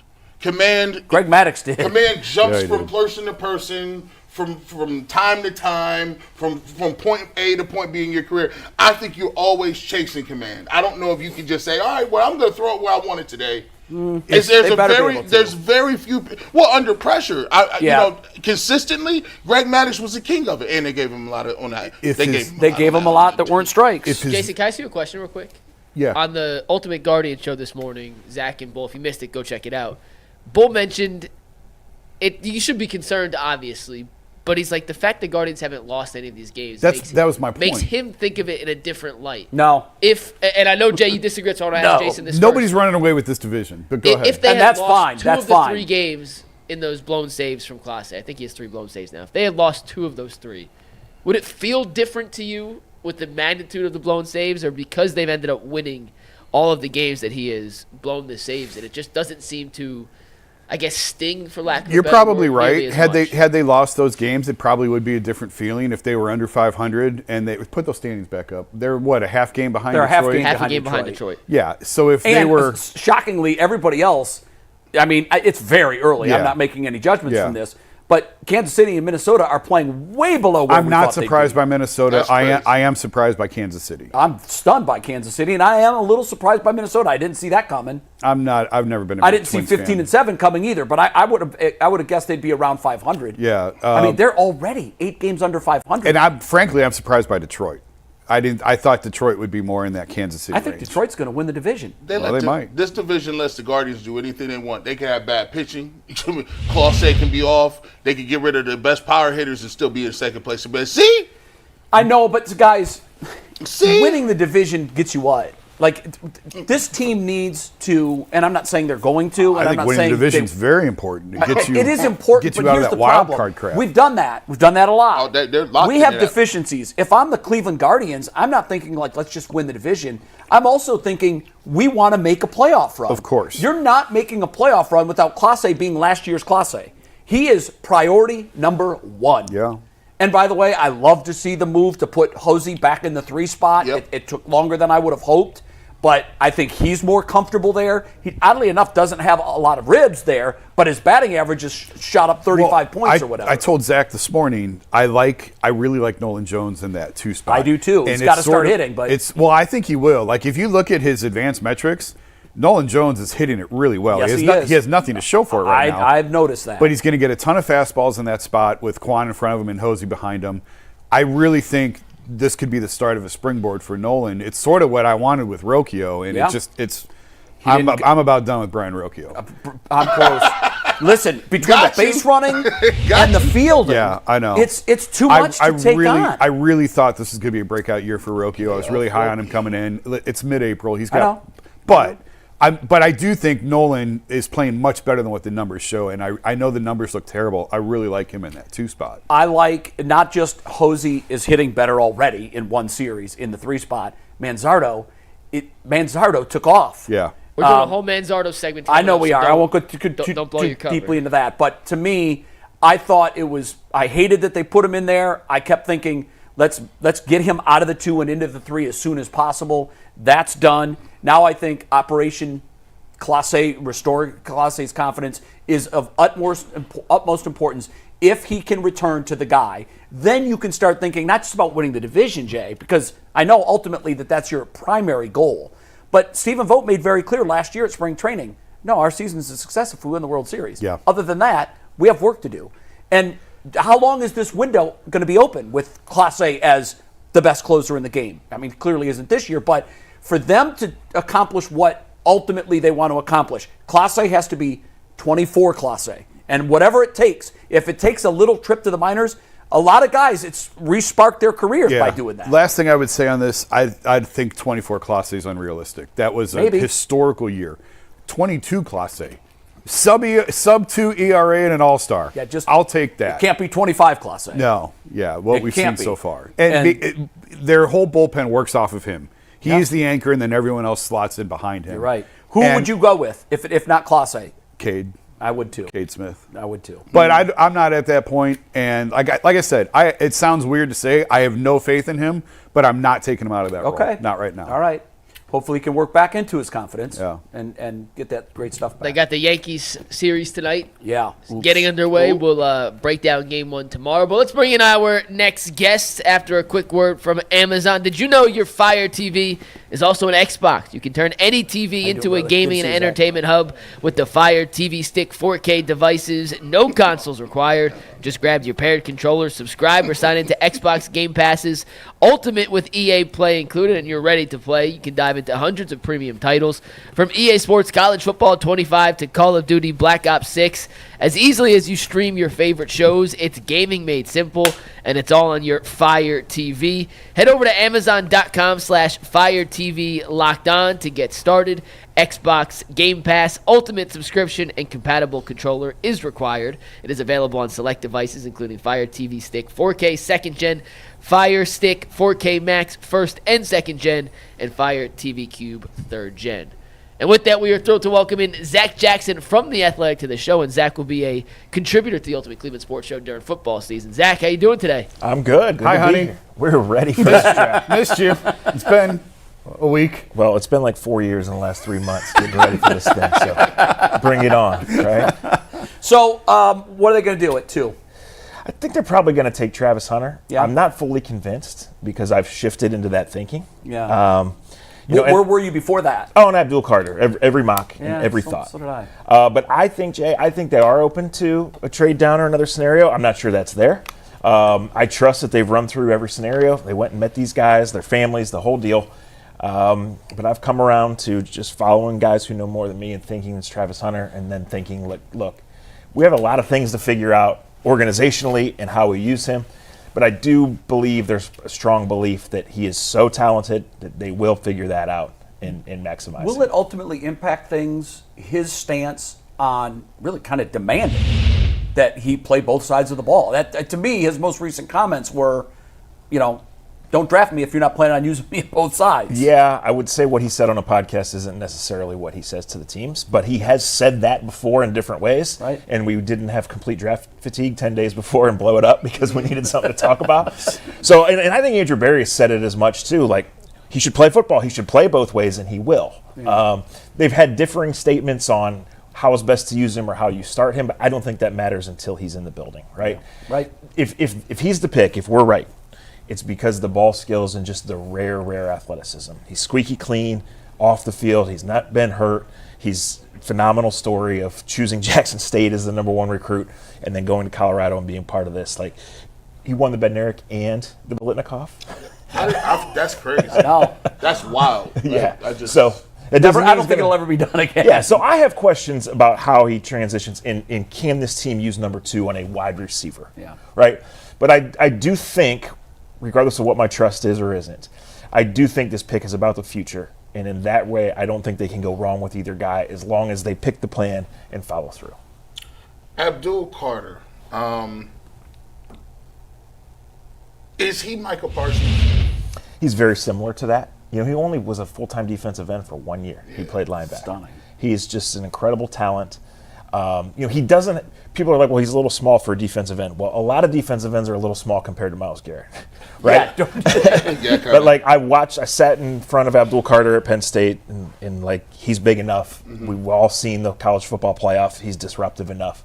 The Browns have a history of leaning towards line guys, which I don't think is a bad plan given their situation, right? And they have a history of drafting to contain Lamar Jackson. So this is why I'm not closing the door, right? We all got to make a prediction and be right. Yeah. And I'm exactly where you are. My heart says it's Abdul Carter, but the noise around Hunter has gotten so loud that I'm just like, okay, I want to be right. I want to accurately pick who they're going to pick. Yeah. But I just think for the reasons I've been laying out since December, I think Abdul Carter makes more sense in this division. You've got to beat Lamar Jackson. You've got Myles Garrett and Abdul Carter, if he is close to Micah Parsons. You've got a formidable front that it's going to cause Baltimore or whomever they play problems. That's right. And it is about the future, but right now, if you do that, you're building a strength. And you're saying we have a scary pass rush. And as much as our offense is going to struggle and go through the mud and get stuck in the mud, like every single week you're going to have to prepare for this. And every quarterback is going to have to get away from 2 of these guys. Who's the quarterback week 1? Probably Joe Flacco. I cannot imagine a scenario where he loses a fair competition to Kenny Pickett. And if he does, my God. Houston, we have a problem. And I can't imagine a scenario right now where whoever they draft on Thursday night late or on Friday is the week 1 starter. I don't think that's best, and I don't think that's likely. So who's the quarterback on October 15th? I don't know. with a fair level of confidence, I think on September 8th or 11th, whenever it is, I think it's Joe Flacco. How many quarterbacks do they play next year? 4. It's a normal year. I bet that's the over-under from Vegas, too. How did they? All right, so for the people that say, where was Joe Flacco last year? Yeah, Deshaun Watson. He can, obviously Flacco played well. It seemed like Flacco was open to coming back, but how did that go? When you go from not having Deshaun Watson to you move Flacco out, and now all of a sudden he's the last man standing? Was this something that was all along? Was this a plan of theirs? Yeah. We always had Flacco in the back pocket. So the 23 season ends in January 24, right? And immediately Joe Flacco knew he was not coming back. Immediately the locker room knew he was not coming back, and he was never offered a contract. And that was about Deshaun Watson's fragile ego and the Browns' Hail Mary to get, and the Browns needed to. They put themselves in that spot. So he was never offered a contract. Joe said that publicly. Jason's reported this. I've talked about it. Guys in the locker room, they weren't even done with the 4-game win streak yet, and guys in the locker room were saying he's not coming back next year. Stunning. Because they knew. Just stunning. They knew. And look, I think part of the evaluation was the Browns got the best of him at that time. Yep. They knew. And he's they a may well backup have. right now. Yes, he's a backup right now. He's 40 years old. Look at the quarterback market, contract-wise, and who signed when. Nobody else really wanted Joe, right? Teams wanted him to visit. Teams wanted to explore. He was available. And then Houston made that decision just slam dunk at that point. But last year he was not in the thinking, and that is because of how well he played. And that just kind of sums up the whole how backwards the last 3 years have been. Boy, that's the right word. And the next 3 years, they're still going to be paying the price for this. Yeah. Is the reality of it. I said earlier, I think you were just walking in when we were talking about this, the Florio report that there's interest in someone coming up to 2 to get Shedeur. First of all, I think the only way a team moves up is to get a quarterback. You're not moving up to take a receiver, defensive end, or any other position. It's a quarterback.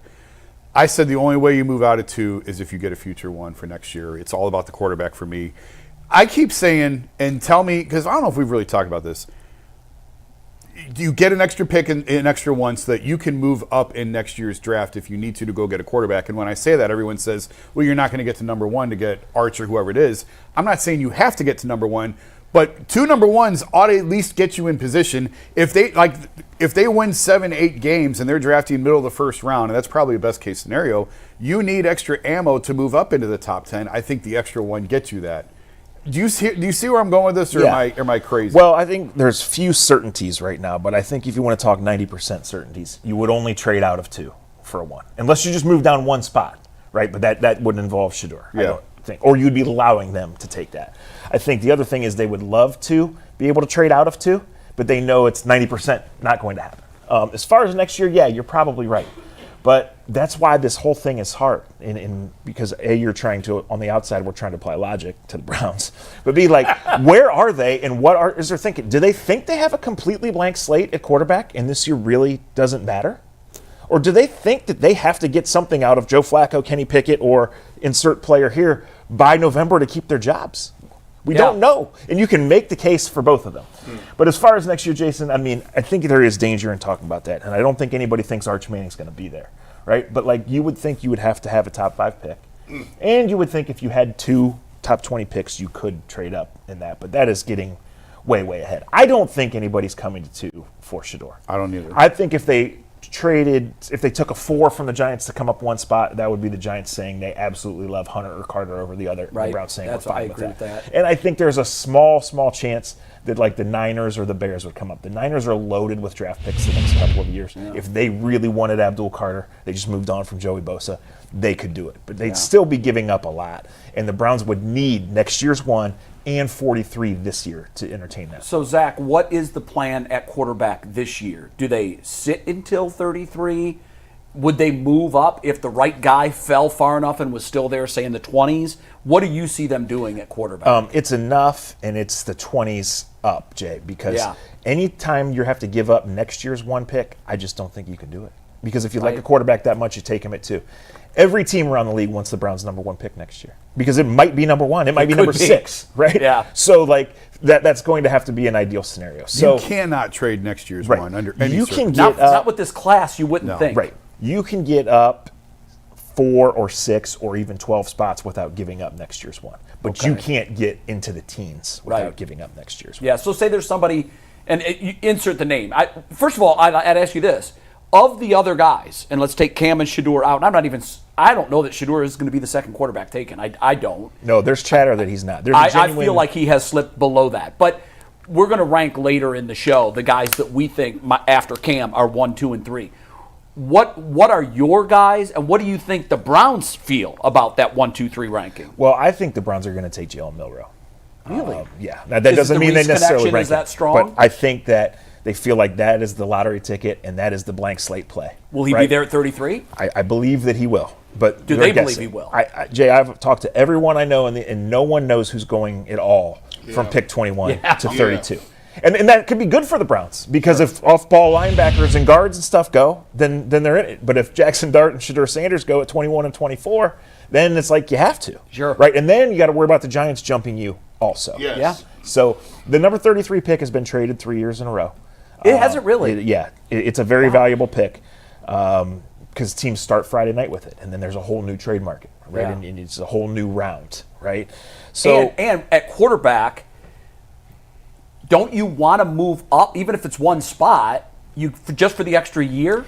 yes, but I think that comes way down. Like, Okay. if the guy works, it works, and you're extending him after 3 years anyway. Okay. Andrew said last week that's not really a high priority for them is getting that 5th year, but I think it's two different conversations. I thought that was when you're trying to get a quarterback, to me that 5th year is important. He says it's not. Okay, fine, whatever. He's Well, the to GM, Zach's I'm not. point, if he's your guy, you know it by then and you're extending. But I think that there's two different conversations. There's the we want to move up to get that 5th year option, and there's the we need to move up because he's not going to be there at 33. Right, someone else is gonna So I do think it. it's two different. Okay. Yeah. You know, people talk about, Shedeur Sanders, and he doesn't have the elite trait.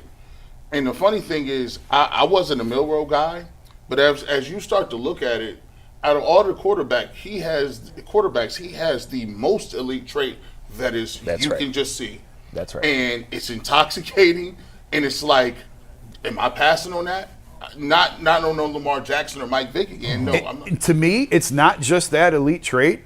He's a good dude, Yeah. and he's Yeah. really Squeaky smart, clean, Yeah. and he's a Very hard smart. worker. So Yeah. you're betting on. To me, you're betting And your on. OC got the most out of him. You're betting on the guy. Yeah. Right. More so, maybe even than the skill set that you see right now. I think that does make the most sense just because of that speed. Let me ask you about Will Howard. What is wrong with him? What Jay- am I Jay missing loves on Will Will Howard. Howard? Give me I am Will carrying Howard. the banner on the Will Howard. I don't get it. I sort of don't either. I don't think he has elite arm strength, and I think his bad games were so bad that it turned people off. But, I mean, he did play better from, what was Oregon, mid-October. He played much better the Michigan game accepted. Yes. He got him there. He is big. He is fast. He is impressive as hell when you talk I to just him. don't get it. I just think it's the arm, and I think some people checked out early on a couple of bad things. You mentioned the bad games, like and it just wasn't the bad moments or the bad games. It was the moments which he was bad in those games. The Oregon decision at the end, inexcusable. Right. What impresses me the most about him is he embraced that moment. Like a lot of guys don't. I don't want to talk about that, or they'll gloss over it with answers. He welcomed questions about that moment. And he said, "Listen, for 4 months, 3 months, I was waking up in cold sweats. Yeah. I wanted the opportunity to make that better. And when he got the mulligan, he didn't do it for just one game. He had a career stretch that obviously we've never seen anything like that before because there was no playoff stretch like that to make before. Yeah. But it's going to be hard pressed for someone to eclipse that bar.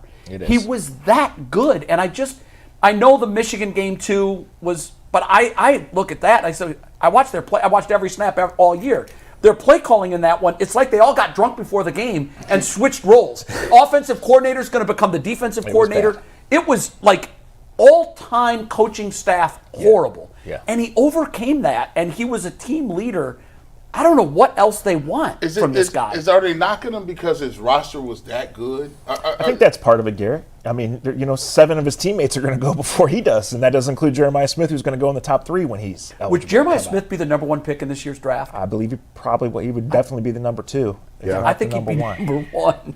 I think know he's Cam not- Ward kind of knocked it out of the park Maybe to the because point. quarterbacks usually. Yeah. But I just look at like generational talent and this guy, and I think Tyvis tweeted a picture of, he was interviewing him, I think it was at the spring game. Tyvis is a big dude. Tyvus is much bigger than people think. This kid towered over Tyvis. Yes. So Like he's- made Tyvis look like a cornerback. So he's already. So you say he's better than Marvin Harrison, right? Jeremiah Yeah. Smith? Yes, I think he is. Oh, he's much more explosive. I see. Okay. That's what's intoxicating So he's better about than Olave and Garrett Wilson just on size, right? And these guys are all phenomenal. And they, I mean, I thought Marv was the best receiver I've seen come through Ohio that's State. crazy. Listen, Until Jeremiah. and I that is covered crazy. Ohio State I mean, for it's wide receiver U for a Yeah. stretch. Go back to Joey Galloway, and just every year they've got that guy. Terry Glenn. And he's 19. It's unbelievable. And he seems to be just character, Right. work ethic, You don't teammate. You don't hear anything negative about. I was worried originally, and I told a buddy of mine who's down in Columbus that I'm afraid this kid's going to get away because the talent, he's going to command top dollar. And he said, look, whatever the dollar is, Ohio State will match it. And I think this kid's character is too strong for him to be bouncing around. He likes it here. He wants to stay. You hear these crazy NIL numbers, right? And who knows how accurate they are? Yeah, I And then wish we sometimes knew. you're like, there's no way that's true. And there's no way that guy's worth it, whether Yeah. it's true or not. But with Jeremiah Smith, they're not paying him enough. They're not. He's probably the only underpaid guy in college Yes, football. that- When he 100%. was running away from, these are grown dudes he's running. I mean, they wasn't playing MAC schools. They're playing Texas and Oregon and Notre Dame. And he's just like, no, give me the ball. You can't stop me. He's a monster. It's impressive. It really is. Very, Do you feel like I made a statement earlier in the show? Maybe you were here. You might have heard it. I think that I do think Stefanski has rope. I think he's probably coming back, and I think he deserves. I think he should, but I can't say that with Andrew Berry. And Jay said there's no real indication. There's no smoke around this being it for him. Yeah. I just look at what he's done previously in his drafts, the misses he's had, particularly at big positions Yeah. with high picks. I can't imagine if this is anything but an A- draft that he gets another one. Am I off? So I think I've talked to Jason about this a little bit. I've talking to someone else about it. Like when we're arguing about this or writing about it, talking about it, we're talking about a specific angle, scenario, whatever. Sure. If you take it back and just look at the whole thing, we can all see Stefanski sticking and being the right guy. Can we see it with Andrew? I can. Oh, no, with Andrew, no, I can't. Yeah, right. Only if this Thursday and Friday are a knockout. That's it. Otherwise, there's no faith that's None. and that's even outside of the worst trade in NFL history. Yeah, which his owner thankfully jumped on that grenade, and I thought it was smart for him to do that. I thought it was smart for him to do that. I also think doesn't change anything. I also think it's the truth. I said from the beginning, this is a Haslam move. This is the move the owner makes. It's not a move the general the manager makes. finalization was the owner. Yeah, now I would still love to know who was pushing the conversation because there always It doesn't get to that is. point if the GM is not pushing that conversation. I mean, he Was- even do you said think- himself, do you think- this is a 5-month odyssey. Okay, because I mean, in You my do mind, not there's get a to that scenario- room with Deshaun Watson and his agent on Tuesday night and let That's Baker fair. find out That- on the that- internet. that- That's fair, but I also think an owner in his right mind steps in and says, "Yeah, no, I'm not." No, I know the leap of faith I made was in his right mind. Yeah. There's things that we know and believe, and then there's things that we have sourced well enough that we can report it in the New York Times. I got it. Right? Yeah. Here's what I think I know and I've said this before. Andrew was in first on Deshaun. Okay. I was told Andrew was doing work on Deshaun that year he spent in So third. he was talking everyone else Yes. into it. But Kevin was on board too. Okay. Like, they were on board. Yeah. But it got to a point where Andrew said no and Jimmy said go. And he said, we've come this Well, far. Deshaun told them no. This Yeah. is what told- happened. And then on all of a Thursday. sudden, Jimmy, the money goes Yes. to here, And that's when the owner That's right. says, no, we've come this far. We can't stop now. We keep going. This was all in 3 days in March. In December, they were out on Baker, and they put themselves in a Yes. spot because Yep. that decision was all but made, right? Yeah. So then it was like the all-time bad draft class. The first one to win was Kenny Pickett. The second one was Malik Willis, right? Like there weren't any other options. Carr didn't become available. And then they went to the combine on the record and said Baker's our guy. But when they left, remember that was the Monday night game. It was Baker's last game. Yeah. I said Yes. this is the last. Tomorrow is the last time Baker's ever going to be in this facility. They had made that decision, and then they ran out of road. And then Deshaun told them no on Thursday after they visited him on Tuesday. then they and had on to put Friday the he tail signed the between their legs. contract. And Right. they did go back to Baker, right? Right. After Deshaun had originally said no, and Baker was like, "I'm not." No, I don't think No, they went back no, to no, that. I thought, well, when did Baker demand the trade? Once the news was out. that Immediately. they- Immediately. Yes. Tuesday night of that week is when they did the meeting, and that's when and Baker put out the statement and all Right. of that.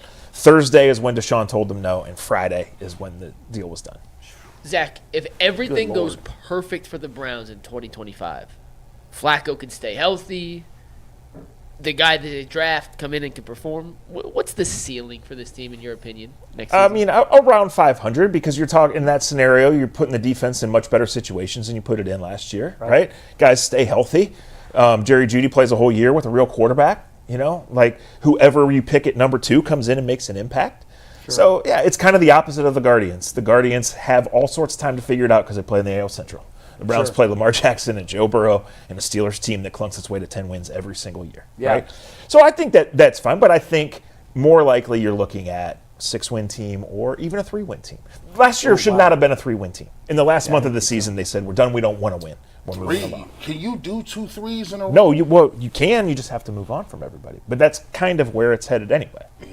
Jay, you've been doing this a long time. When you're having this conversation in April, right? You typically have it again. Yeah, aren't you saying there's reasons that we're having this conversation? Chances Nick Chubb comes back. Small, but door not closed. Small, like What is the scenario when he 10%? comes back? He just he's the only they're the only offer. He's healthy. He's deemed healthy, and he feels like a good role is there for him. I mean, I understand why people love Nick Chubb, and he's a phenomenal player, and he's a legend of this franchise, specifically in the new era, right? If you really love Nick Chubb, you want him to go be the backup at a good team.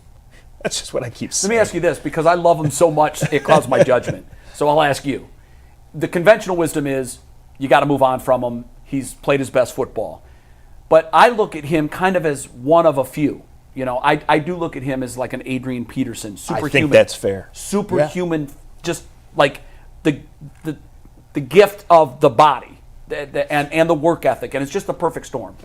Is there a world where he comes back and isn't just serviceable, but has a 1,000-yard season and is never the old Nick Chubb, but can be an RB1 for a team somewhere? I mean, based on what we saw last year, no. Well, but I mean, if there's a guy you're not going to rule out, it's him. See, I'm willing to even give him grace because the runway to get back to where you were is longer than 12 months. Sure. It is. I mean, especially with that injury. And when we saw the injury, I remember when I saw it the first time on the replay, I said, that's his last snap. He'll never play again. And then you start factoring in who this guy is, what he's been through already, and you give him a little more runway than you would the average running back. I think I'm clouded by my love for him. He's one of my all-time, and grown men aren't supposed to have favorite players. I'm going to be 60 in July.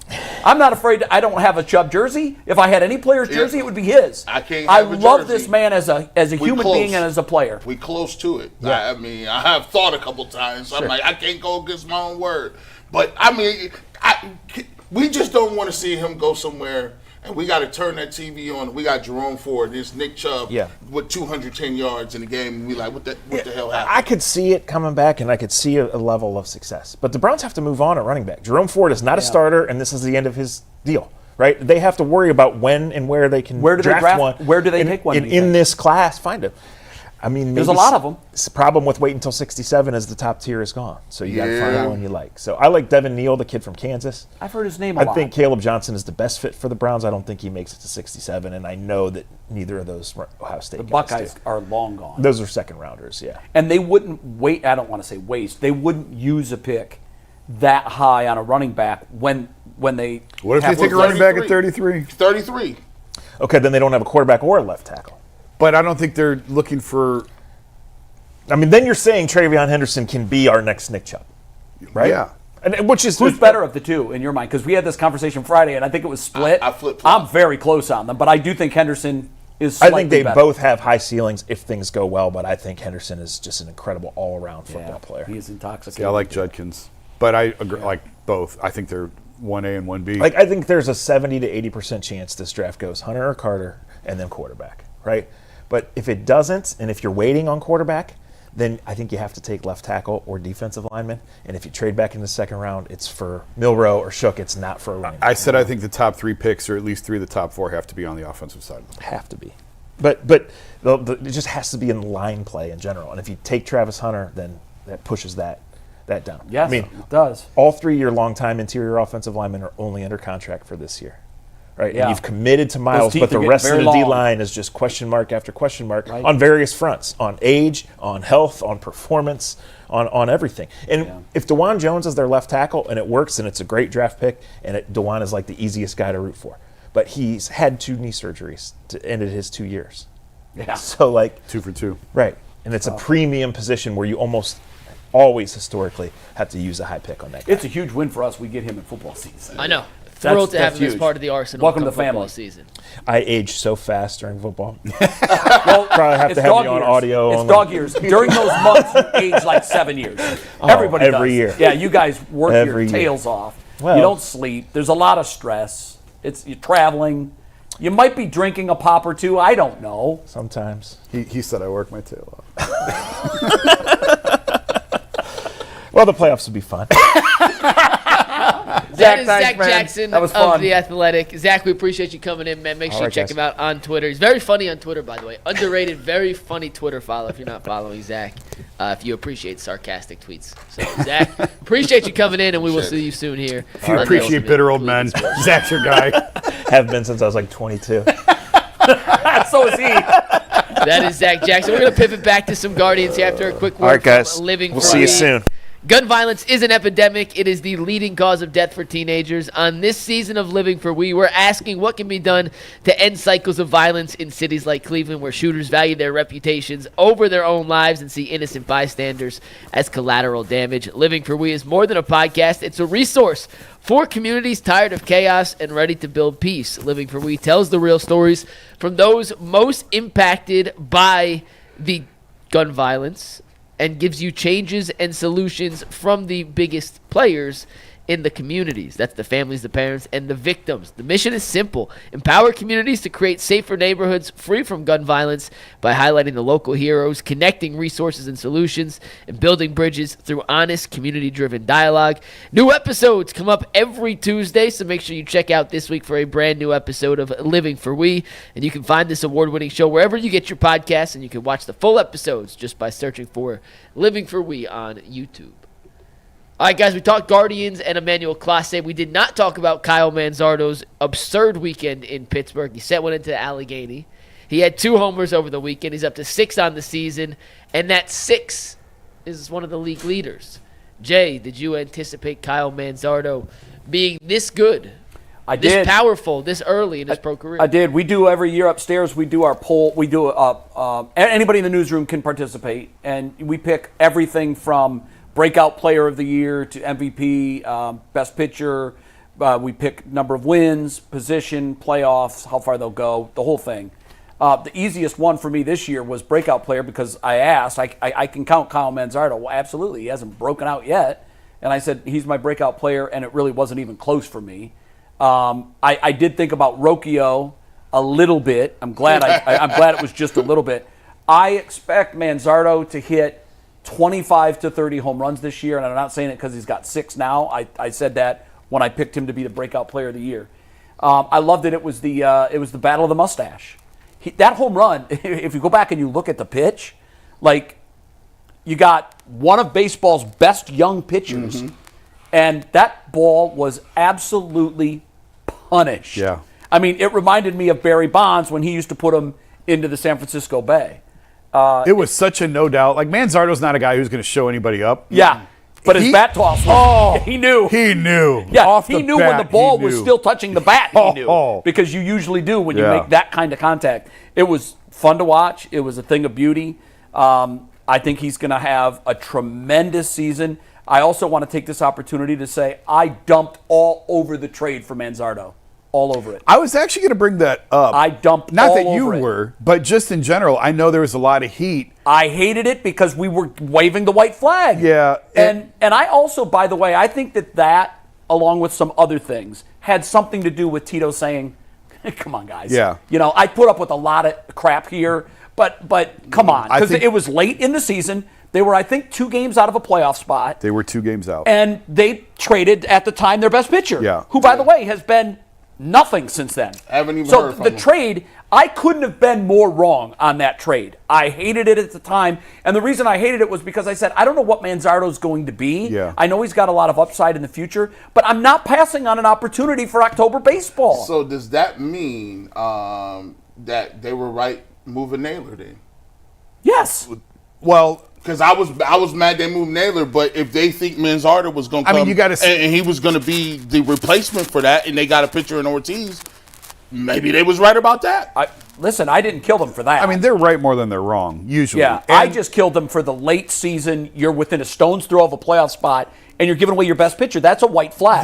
That team to me wasn't going anywhere. Maybe not, Jay. I liked the Probably trade. not. The reason I liked the trade was because I said at the time, you could not have made this trade 3 months ago, and you can't make this trade 3 months from now. That's 100% true. If you pick up the phone and you call Tampa and you say, we have Aaron Savali, we would like Kyle Manzardo. If you make that call in spring training, they're hanging up the phone and they're Yep. changing their They're number. laughing at you. Yeah, yeah. It was the but the right way the season played out, and it was the only time you could make that trade for that guy. And the thing that's interesting about Manzardo's development to me is he was billed as a guy who had great bat to ball, but he was gap to gap. He was a doubles guy that necessarily the power wasn't there.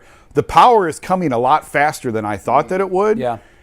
At the expense of some of the contact. He's only hitting 200. Now it's early. Nope, I know. He's I don't easily. care. I don't either. Yeah. Easily, because they need guys on this team who can hit the ball out of the park. Yeah. And by July he could be hitting 280 and no one's going to be surprised. Even if he gets to 250, I'm okay with 250. I'm just saying it's a little surprising to me how fast some of the power has gotten here, because I thought 15 to 18 home runs. But even last year, 280, like last year's 285. playoffs for me told me, no, this guy's absolutely a 30 home run a year guy. Yeah. I didn't think that when they brought him up the first time, I just said, yeah, we gave up Aaron Savali for this guy. Yeah. Because he was a disaster when they brought him up the first time. Yeah, he They- was. They sent him back. That's not uncommon. Not uncommon at all. They sent him back. He found his power stroke. He came back up. He played meaningful games in October and September. Yeah. And played his tail off. Yeah. And hit some really, really big home runs against pretty good pitchers. And I said at that time, I go, okay, the Savali trade was absolutely worth it, because Savali isn't even in Tampa anymore. And we've got this guy for Yeah. who knows how long. It's weird when you watch his swing. He comes off as one of them dudes that even if he's not hitting the ball well, you're like, oh, he should be good. Like you see him just swing the bat, and you're like, oh, he's good. And you might not even know he's hit 200, 250, but he has the stroke that would get you 25. You look at 25, 30 home runs, and if you can get that, listen, I'm cool with it. I will roll with. I think he 200. might have the coolest mustache in the game now too. Skeens is up there, but after the home run, the Skeens mustache is small potatoes. Goes down a notch. Yeah, it goes down a notch. And Manzardo's is just very He Tom got that- Selleck-esque. He got It's perfect. that Wade Boggs, that Don Mattingly. Yes, he does. With that still that we showed of a minute ago, his finish it's a classic left-hander finish. Yeah. Yeah. It's one that you love to see it. And I hope I'm not jinxing him by saying I think he's going to between 25 and 30 this year. Certainly off to that kind of start. The powers But come faster than I thought. Yeah. Much faster than I thought that it would. he's the most. You've talked to him, I'm sure. He's Yeah. the most unassuming guy. Yeah, he is. I remember He's from Idaho. What do you want? a couple of years ago when I was interviewing at spring training, I asked him about. No one's from Idaho. Like, how does that happen? And I said, "Are you the only major leaguer ever from Idaho?" And I think there may have been one or two others. Yeah. It's almost like when Rocco Baldelli was drafted in the first round by the Rays. Wasn't he Rhode Island? He's from Rhode Island. He was Yeah. he's the only player ever drafted from Rhode Island, and I'm like, not surprising to Yeah. me. But he's just Idaho. Hafner, North Dakota, same guy. Same thing. I was talking to Kyle. 34 players in the history of baseball have been from Idaho. Yeah. And there's Idaho? only one Hall of Famer. Yeah, Ryan. I can't remember, but he told me who it was. He knew who it was.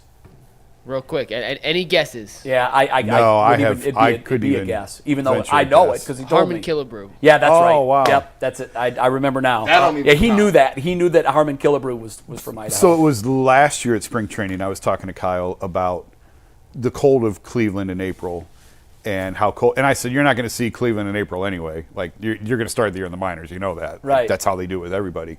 And one of the excuses they use is it can be really cold in Cleveland in April. And he's like, man, I grew up in Idaho. Like, I'm used to Right. hitting in the I cold. knew a guy from Idaho, and he was working at a TV station there, and then he got a job in Tampa where I was working.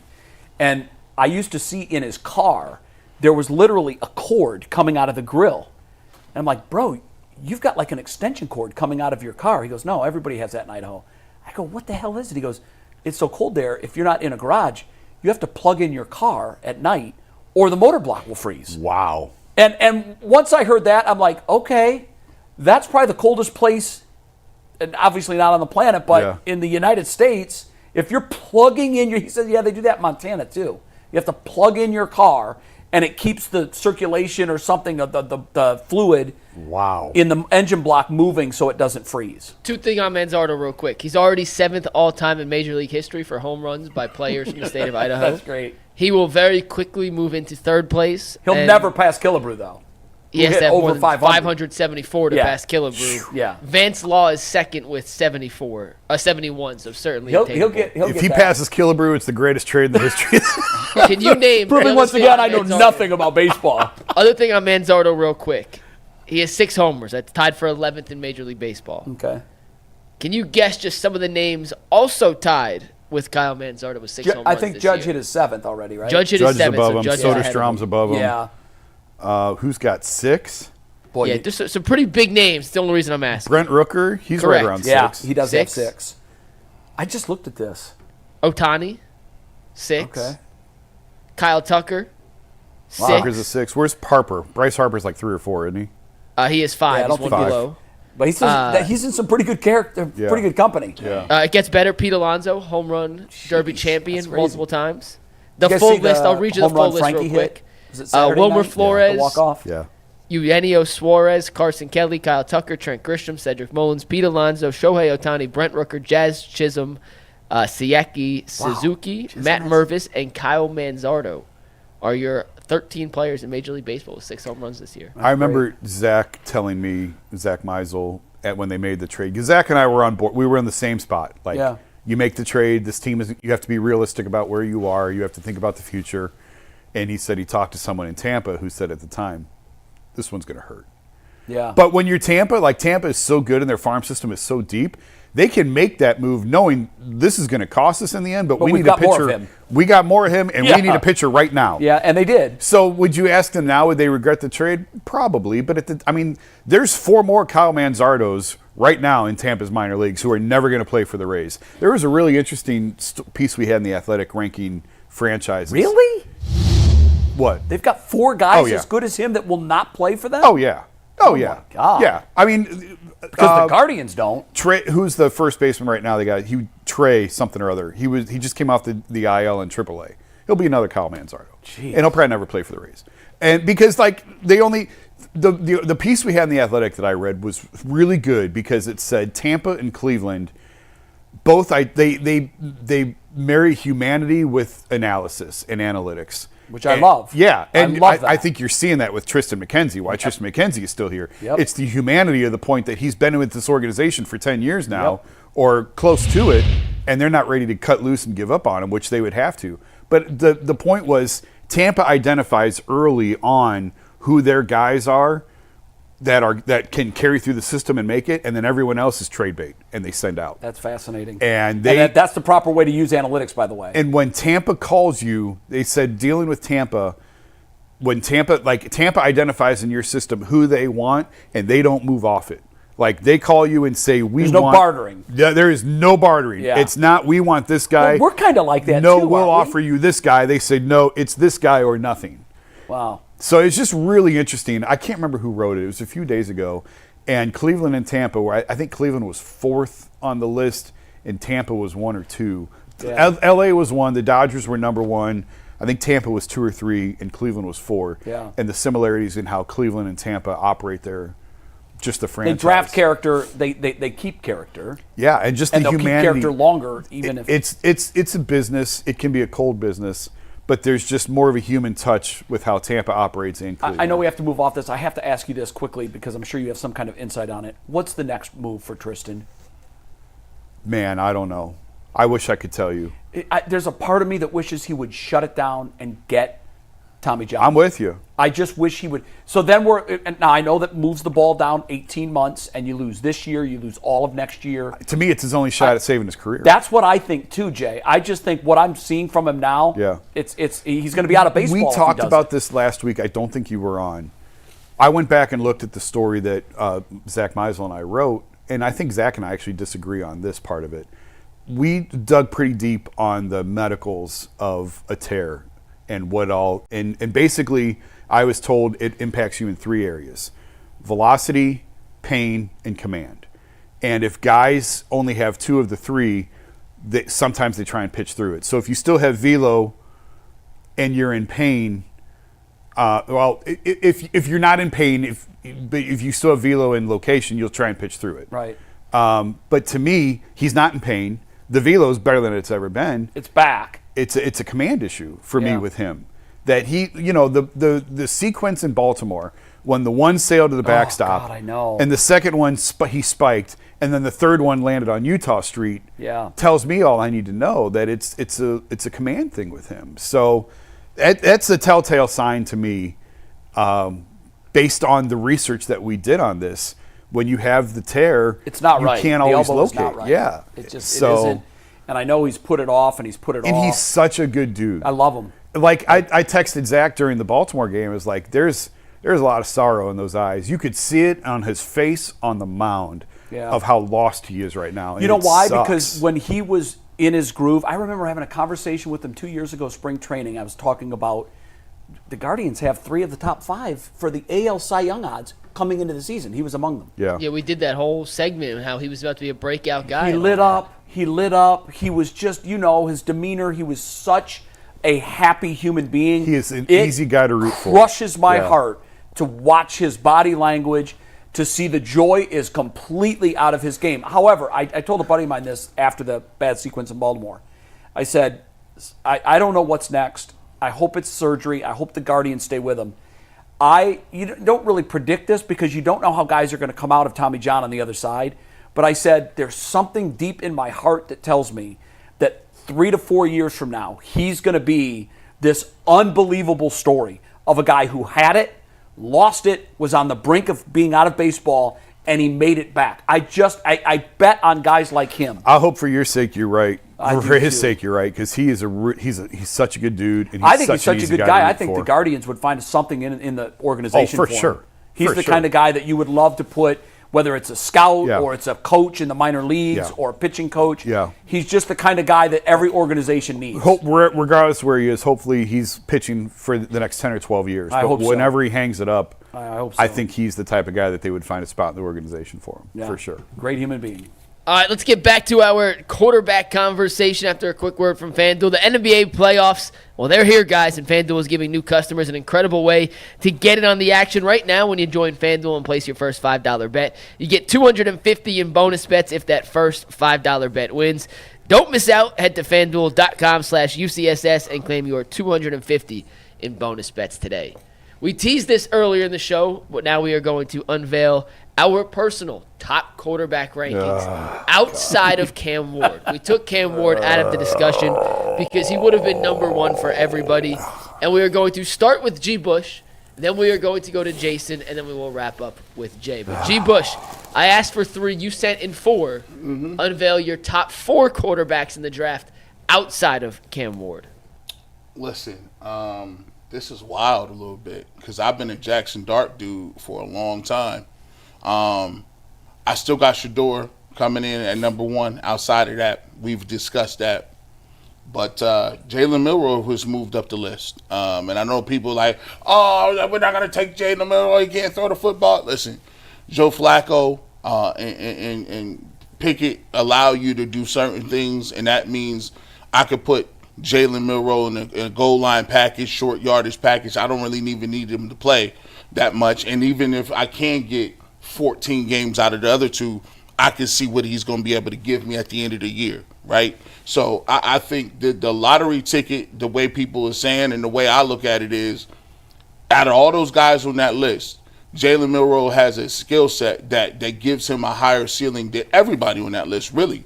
The only reason I still got Shedeur high at number 1 is because he does have those intangibles. I think he is accurate, and I think he has the it quality, right? Then I got 3rd Jackson Dart.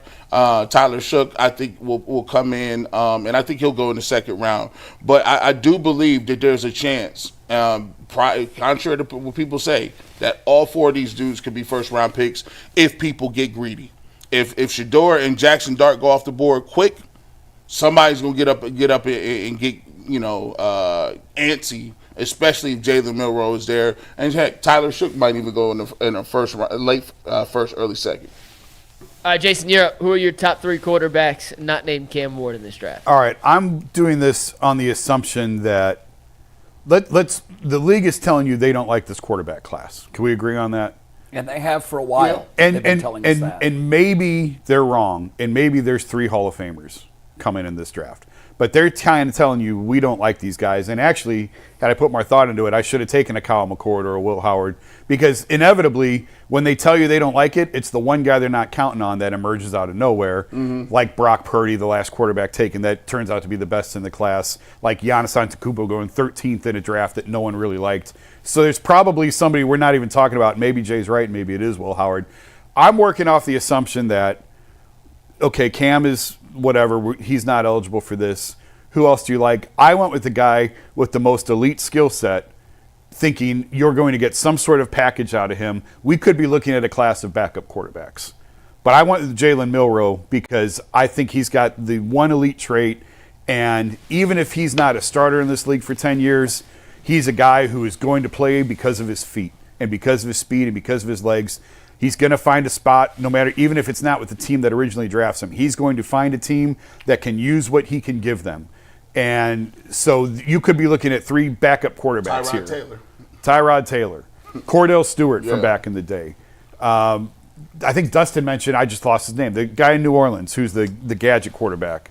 Taysom Hill. Taysom Hill. So maybe Jalen becomes that. But I'm also sort of betting on the guy, like we were talking about earlier. He's unbelievably intelligent, and he's got really high character. I'll bet on people all day long. I'll bet on the character of people. And so when you take an elite skill and you're counting on the guy to put in the work to do the rest, give me Jalen, and then beyond that, Jackson Dart and Shedeur Sanders. I'm kind of going with – I'm listening to the league on this, and they're telling you they don't like him. So I'm looking at this as probably this is a class of backup quarterbacks. Yeah, I'll start mine the same way. I don't think there's a breakout superstar, 12, 15-year Hall of Fame Super Bowl winning quarterback in this class. I would even say I don't think Cam Ward is going to reach that plateau. I know Cam is universally the guy that everybody loves. He would be my first pick at quarterback as well. So for this exercise, that works to take him off the board. You guys know the problem I have. And what I have asked, I've started asking people the last 2 weeks, and I asked Zach earlier, okay, so what is wrong with him? Yeah. What is it? And it's funny. Most people say it's the lack of arm strength. The reason that doesn't terrify me is because he's such a big guy. I know you can build on arm strength. The things you can't build on are the quarterback machinations of the mind. Like, you can improve on them, but I think they're either there naturally, you can handle the heat and the fire, or you can't. Yeah. And what I saw watching him this year is a guy that was a mixed bag in that. Early in the season, and even in the Michigan game, he was a guy that faltered in that big moment. And I didn't love it. But the reason I'm able to push that out of my mind is for the same reason everybody was done with Joe Flacco after the Houston game. We forgot the 5 great games, and we remembered the Houston playoff game. Well, with Will Howard, I've forgotten the Oregon and Michigan brain farts, and I can only remember the Texas and the Oregon and the Notre Dame thrashings, absolute thrashings. And I go back to the deep ball to Smith in the championship game. That call took onions. That throw took onions. And it was kind of, I know that the scoop and score by Jack is I think it's the defining moment of the season. But I think the cherry on top of that was the ball to Smith. And that was a deep ball. It was good coverage. He put it exactly where it needed to be in the biggest possible moment of his career so far. Might be the biggest throw he ever makes. I don't know. I said earlier that I'm only putting him at 3 so that if he bombs, history shows I didn't miss it that badly. So I'm making the ultimate hedged bet. But if this were in a conversation, and when I say it, it's gone like the wind, I would just trust what I've seen from him, and I would say, he's my number 2 quarterback in this class. Yeah. I think he's got the most upside. First of all, because he's so lowly rated, you've erased and eliminated a lot of the risk. If you get him at 33 and all those other quarterbacks are gone, it's the perfect scenario for the Browns. Well, no one else was left. He was the best available. We had to go there. So that's what I'm hoping happens. I'm not sure Shuck will be gone, but I think we could have 4 or 5 quarterbacks go in the first round, and he could be the first in the second round. Is Pittsburgh going to take a quarterback? I think they very well might. I think it depends on what quarterback is there. Yes, but I think they've got a plan to get a quarterback in the first round. I think Jalen Milroe is the guy people will scramble over. I think people, if he's there, I think Pittsburgh will take him. I think they might. I think if it's 24 or somewhere, I think somebody else. If the Browns, and you got to think about it, the Browns are going to battle the Giants because the Giants are the same position as the Browns. They like Abdul Carter. They think he's a blue chip player. They need a quarterback. They're not going to overdraft a quarterback. But once you get your blue chip player, all bets are off at that point because you got something. They are in a better position than Cleveland just because I think their 2 quarterbacks, aren't they better equipped with their 2 signings than we are with ours? Yes, but it's New York. I get that. They're going to go. They're going to swing. Because think about it. If they trade back up to get a quarterback, they're in a great position because technically their 2 backups are better than yours, right? Yeah, I would say. Right. Then they're going to get a quarterback in this draft that are probably going to be rated higher than the one you can get, and they already have Malik Neighbors, and they got 2 or 3 defensive ends that are really talented. So they got more capital to play with than the Browns do because the Browns actually need these pieces. They do. I think that for the Browns, it could go a million different ways based on are the Giants going to try to squeeze in again ahead of them at the end of the first to get if their quarterback is there. I don't know I think the big mystery in this draft is Jalen Milroe. I think he is literally. I still think it's Shedeur. The wild card. Shedeur could go 2. He could go 32. Yeah, but most of what I'm hearing about Shedeur now is that there was a lot of hype around him early, and a lot of it was artificial puff smoke for teams to say, yeah, you take him. You take him at number 2. You take him. I think that that's been flushed out now, and I think that the conventional wisdom now is that he could slip to mid-20s. I could see Jackson Dart. Like, I could see somebody being like, the Saints are on the clock, and they take Jackson Dart. And you're like, maybe. Do you think Milroe could be the second quarterback taken? I think there's a scenario where he is. I also think there's a scenario where he's the 4th or 5th quarterback. Absolutely. I agree. I don't think Shedeur is in that. I think Shedeur is going to be the 3rd. Because of the importance of the position and the volatility of the rankings, I've said all along, I think this is going to be a wild draft that's got surprises that we have not talked about. Like trades? Just where guys are going. Players. Where guys are going. Would you be floored if Jalen Milroe was the second quarterback taken? No. Because I won't be. No. Because that speed is so damn intoxicating. And people look at and it's not Lamar a great. Jackson. There's no great quarterbacks and I look according to the league. I look at it like this: if they let Penix and Bo Nix go last year, I could squint my eyes and look and be like, well, Tyler Shuck. I just don't see it with him. I don't see it with him I've either. looked at so much tape of him the last week, and I'm trying to see if you're 26 years old, you should be dominating. To me, But here's you know the what? thing. The Browns have been here. We have that cautionary tale. Do you remember when they drafted Whedon? Brandon Whedon? Oh my God! But- I took so much grief the next day on first take. But here's the because of his thing. age. Guys, Everybody was just killing There's me. a bunch of kids that are older than what they should be. What's the name? I thought Sean King pointed that out. People with these COVID years. 26 though? Hey, but I'm just saying. I'm not saying that I would take Tyler Shook. I laughed at how he just automatically came out of nowhere. But somebody's going to get desperate. When them picks start coming off the board and you start looking around and you thought you was going to be able to get a guy, and then you say, I had Milroe, and then I had Jackson Dart, and then you're like, well, hold on. Those guys are gone now. It get dark early, man. Gene, from listening to as many drafts, podcasts, and analysts as I have, I think this exercise was a good demonstration of after Cam Ward, there is no consensus whatsoever. No, you're right. Team. You're right. A team may have Tyler Shuck second. They could have Tyler 5th. 8th. Like, Yeah. honest to God. Mike, to that point, let me ask this question. I think, I'll answer it before I ask it. I think the quarterback most likely to be taken 2 by the Browns if they go that way is Jalen Milroe. I don't think they're going to take any of these other guys at number 2. I do think if they, because you kept saying, if they have a high grade on him and they love this guy, then take him. Yeah. I think they do like him that much. Yeah. I think there's Tommy Reese has worked with them. I think Stefanski is intoxicated by his speed and his upside, and you've got a year time frame where you can say, come in, no pressure, you're not playing this year. Well, not to start the year. Not to start the year. Yeah, and we're going to develop you. And I think that of all the quarterbacks that are sitting there, he is the one most likely that the Browns would take at number 2. Am I wrong? But watch this. I think the different way to say what you're saying, I think he's number 2 on their quarterback rankings. Okay, so here's the thing. Behind Cam. Here's the dangerous right, part. and I'm projecting they want one so badly they're going to take it. If you want to get dangerous, wait till 33. Because I'm going to tell you something.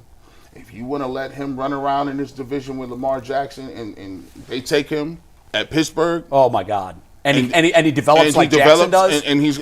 You're not winning the division for 10 years. You cannot stamp it. I'm telling you this. If you got any intel around the league that the Pittsburgh Steelers are possibly taking him, you cannot allow him to go there. You just can't. You really can't. You can't. Because if he does hit, you're not winning the division for 10 years. You're done. I don't care who your quarterback is. Because I don't care if. But you can't live in the fears of what your opponent. I know. But one team already did it. The Baltimore Ravens was like, at 32. You fools want to let him fall to us? Let's take him. And we're like, oh, this is not good. This is not good. You can't have 3 quarterbacks like that in the division, man. I'm sorry. You better get up. If Pittsburgh you want picks him, where? Pittsburgh picks where? 21. Okay, so who picks at 20? The Denver Broncos. Okay, so if I'm Cleveland, and that's my fear, I'm waiting to 19. And if Pittsburgh, if he's still out there, and you have, and there is a run on the other quarterbacks, and he's sitting there, and you think now Pittsburgh's going to take him, do you call Denver and package your 33 and something else to move up and take him before Pittsburgh does? That's the place. If that happens, then I'll predict the future. Now he'll flop. Now, if that happens, if he's gone, then okay. I don't know if I want to get up. How do you feel about Dart? I think you think he's a. Yeah, I think he's a career backup. Yeah. So in that case, if he's not there, I might go running back. I might just go running back. I might not even take the quarterback. I'll take one of those. Listen, get Will Howard or something. It's going to be a fascinating next couple days. Real quick. Back to your original question. I do think there's going to be Kyle McCord, Will Howard, Dylan Gabriel, somebody that nobody is talking about. In the first? No, who's actually going to be like a pretty good quarterback out of this class. Oh, okay. That nobody's talking about. Because we all have the same names. We're all talking about the same guys. There's a Brock Purdy out there somewhere. There's a Giannis. Well, Giannis is a bit because he's really good. But there's a quarterback out there that we are not talking about that's going to wind up being pretty good. Yeah. But see, it can't be Will Howard because I've been talking about Will Howard a lot. Will Howard, Jay's on that. But I mean nationally. Someone else. Okay. It could be someone else. All right, Super Chats. First one comes from James Mace Jr., great Super Chat, who says, Tyler Hero, Guitar Hero, Mr. Hero, Cavs in 5. Guitar Hero. That's great. Salvatore the 216 sent in 2 Super Chats. The first one was about Darius Garland. DG was having a great game himself, but without thinking, he still fed Ty the ball when he was hot. Our chemistry and selflessness is the Cavs' greatest strength. He also says Donovan Mitchell may have missed his threes, but his aggressiveness and finishing efficiency around the rim was extremely encouraging. But I do worry for his ankle. I want to mention that. We didn't talk about that earlier. Yeah. Bad job out of us. Right. We'll do that here in 1 sec after the last Super Chat. But Armac Dog says, Clase reminds me of the Jose Mesa nightmare. Trading Naylor for Santana was a huge mistake because Josh was a better cleanup hitter following Jose Ramirez. Josh is having a great year. He's off to a great start. I haven't looked. What's he doing? 300 plus average, 6-ish home runs. Really? Yeah, he's playing well. Hurt my soul. Wow. Okay. That's Josh Naylor on the season is hitting .333 with 4 homers and 15 ribbies and .954 OPS. Yeah. However, on the flip side, Jimenez, who had like 3 homers and 8 ribs in 4 games or whatever to he's start hitting the like season, 200. He has not only that, he hasn't hit another home run. Yeah. Andres Jimenez is hitting .205 with 3 homers, 8 ribbies, and a .656 OPS, almost mirroring his OPS in Cleveland last season. But with that glove work talking about. Yeah, no, he's perfect, I'm sure. By the way, Hosey's just racking up errors at an alarming rate. It sucks that you're only here 2 days because we have a lot of these conversations. Oh, and I don't hear them. You'll hear them, and then. Yeah. But we did talk about Jose's defense is taking a giant step. God, I don't know what the whole left side of the infield between him and Rocchio has not been good enough. I know. Jason, you were there yesterday. The slight ankle tweak that appeared to humble Donovan for a second. Did he talk about that after the game at all? Did he say he was fine? I just asked him briefly. I said, "How much did the time off help you?" He said, "Yeah." He said, "I feel better. I feel good." Of course, you get off your ankle for 2 weeks, it's going to feel pretty good. So I don't think it's an issue. Okay, good, because 1 to 10, you're worried about at 1? I mean, 2 or 3. Yeah, I'm at 3. I was Because ready to Just cut off because my ankles left are ankle ankles, and they give it to never him. go I away. saw Mike's. Well, that's the thing. It just all you got to do is step on somebody's foot. Yeah. One time. I'll trade that ankle for that Jason Tatum wrist. Yeah, I that's saw a concern, that. too. Yeah, we need to That's get a an concern, update too. on that. And Jalen Yeah. Brown's dealing with a sprained knee, so the Celtics not 100% healthy. We mentioned this earlier. I want to mention it again. First and foremost, follow us on social media. If you guys don't follow UCSS on Twitter, on Instagram, on TikTok, they're the handles. Make sure you guys follow us for extra UCSS content. And a reminder, we are live Thursday night starting just before 8 p.m. for an hour, hour and a half, 2 hours, as ever long as we need to be on for a second screen viewing experience during the NFL draft. When the Browns are on the clock at 2, we'll be on the clock on your screens, I'm giving here. you guys up-to-date coverage. I'm coming here from 8 to 9, then I got to head over to you. I'll be live all weekend. Live on UCSS. I'm live Friday night. I'm live Sunday. And as a matter of fact, if the Browns trade back into the first round late after we're here, I'll go live again. Are you coming on after every pick for live analysis? Yeah, all picks. He's doing a full day recap show on Saturday. We're gonna have something on Friday night after both their Friday night picks. And if they do go back into the first round, G. Bush is gonna go live from home, remote stream our big show on Thursday night. We'll be here in studio. We'll see you in 3 minutes on Overtime. Peace.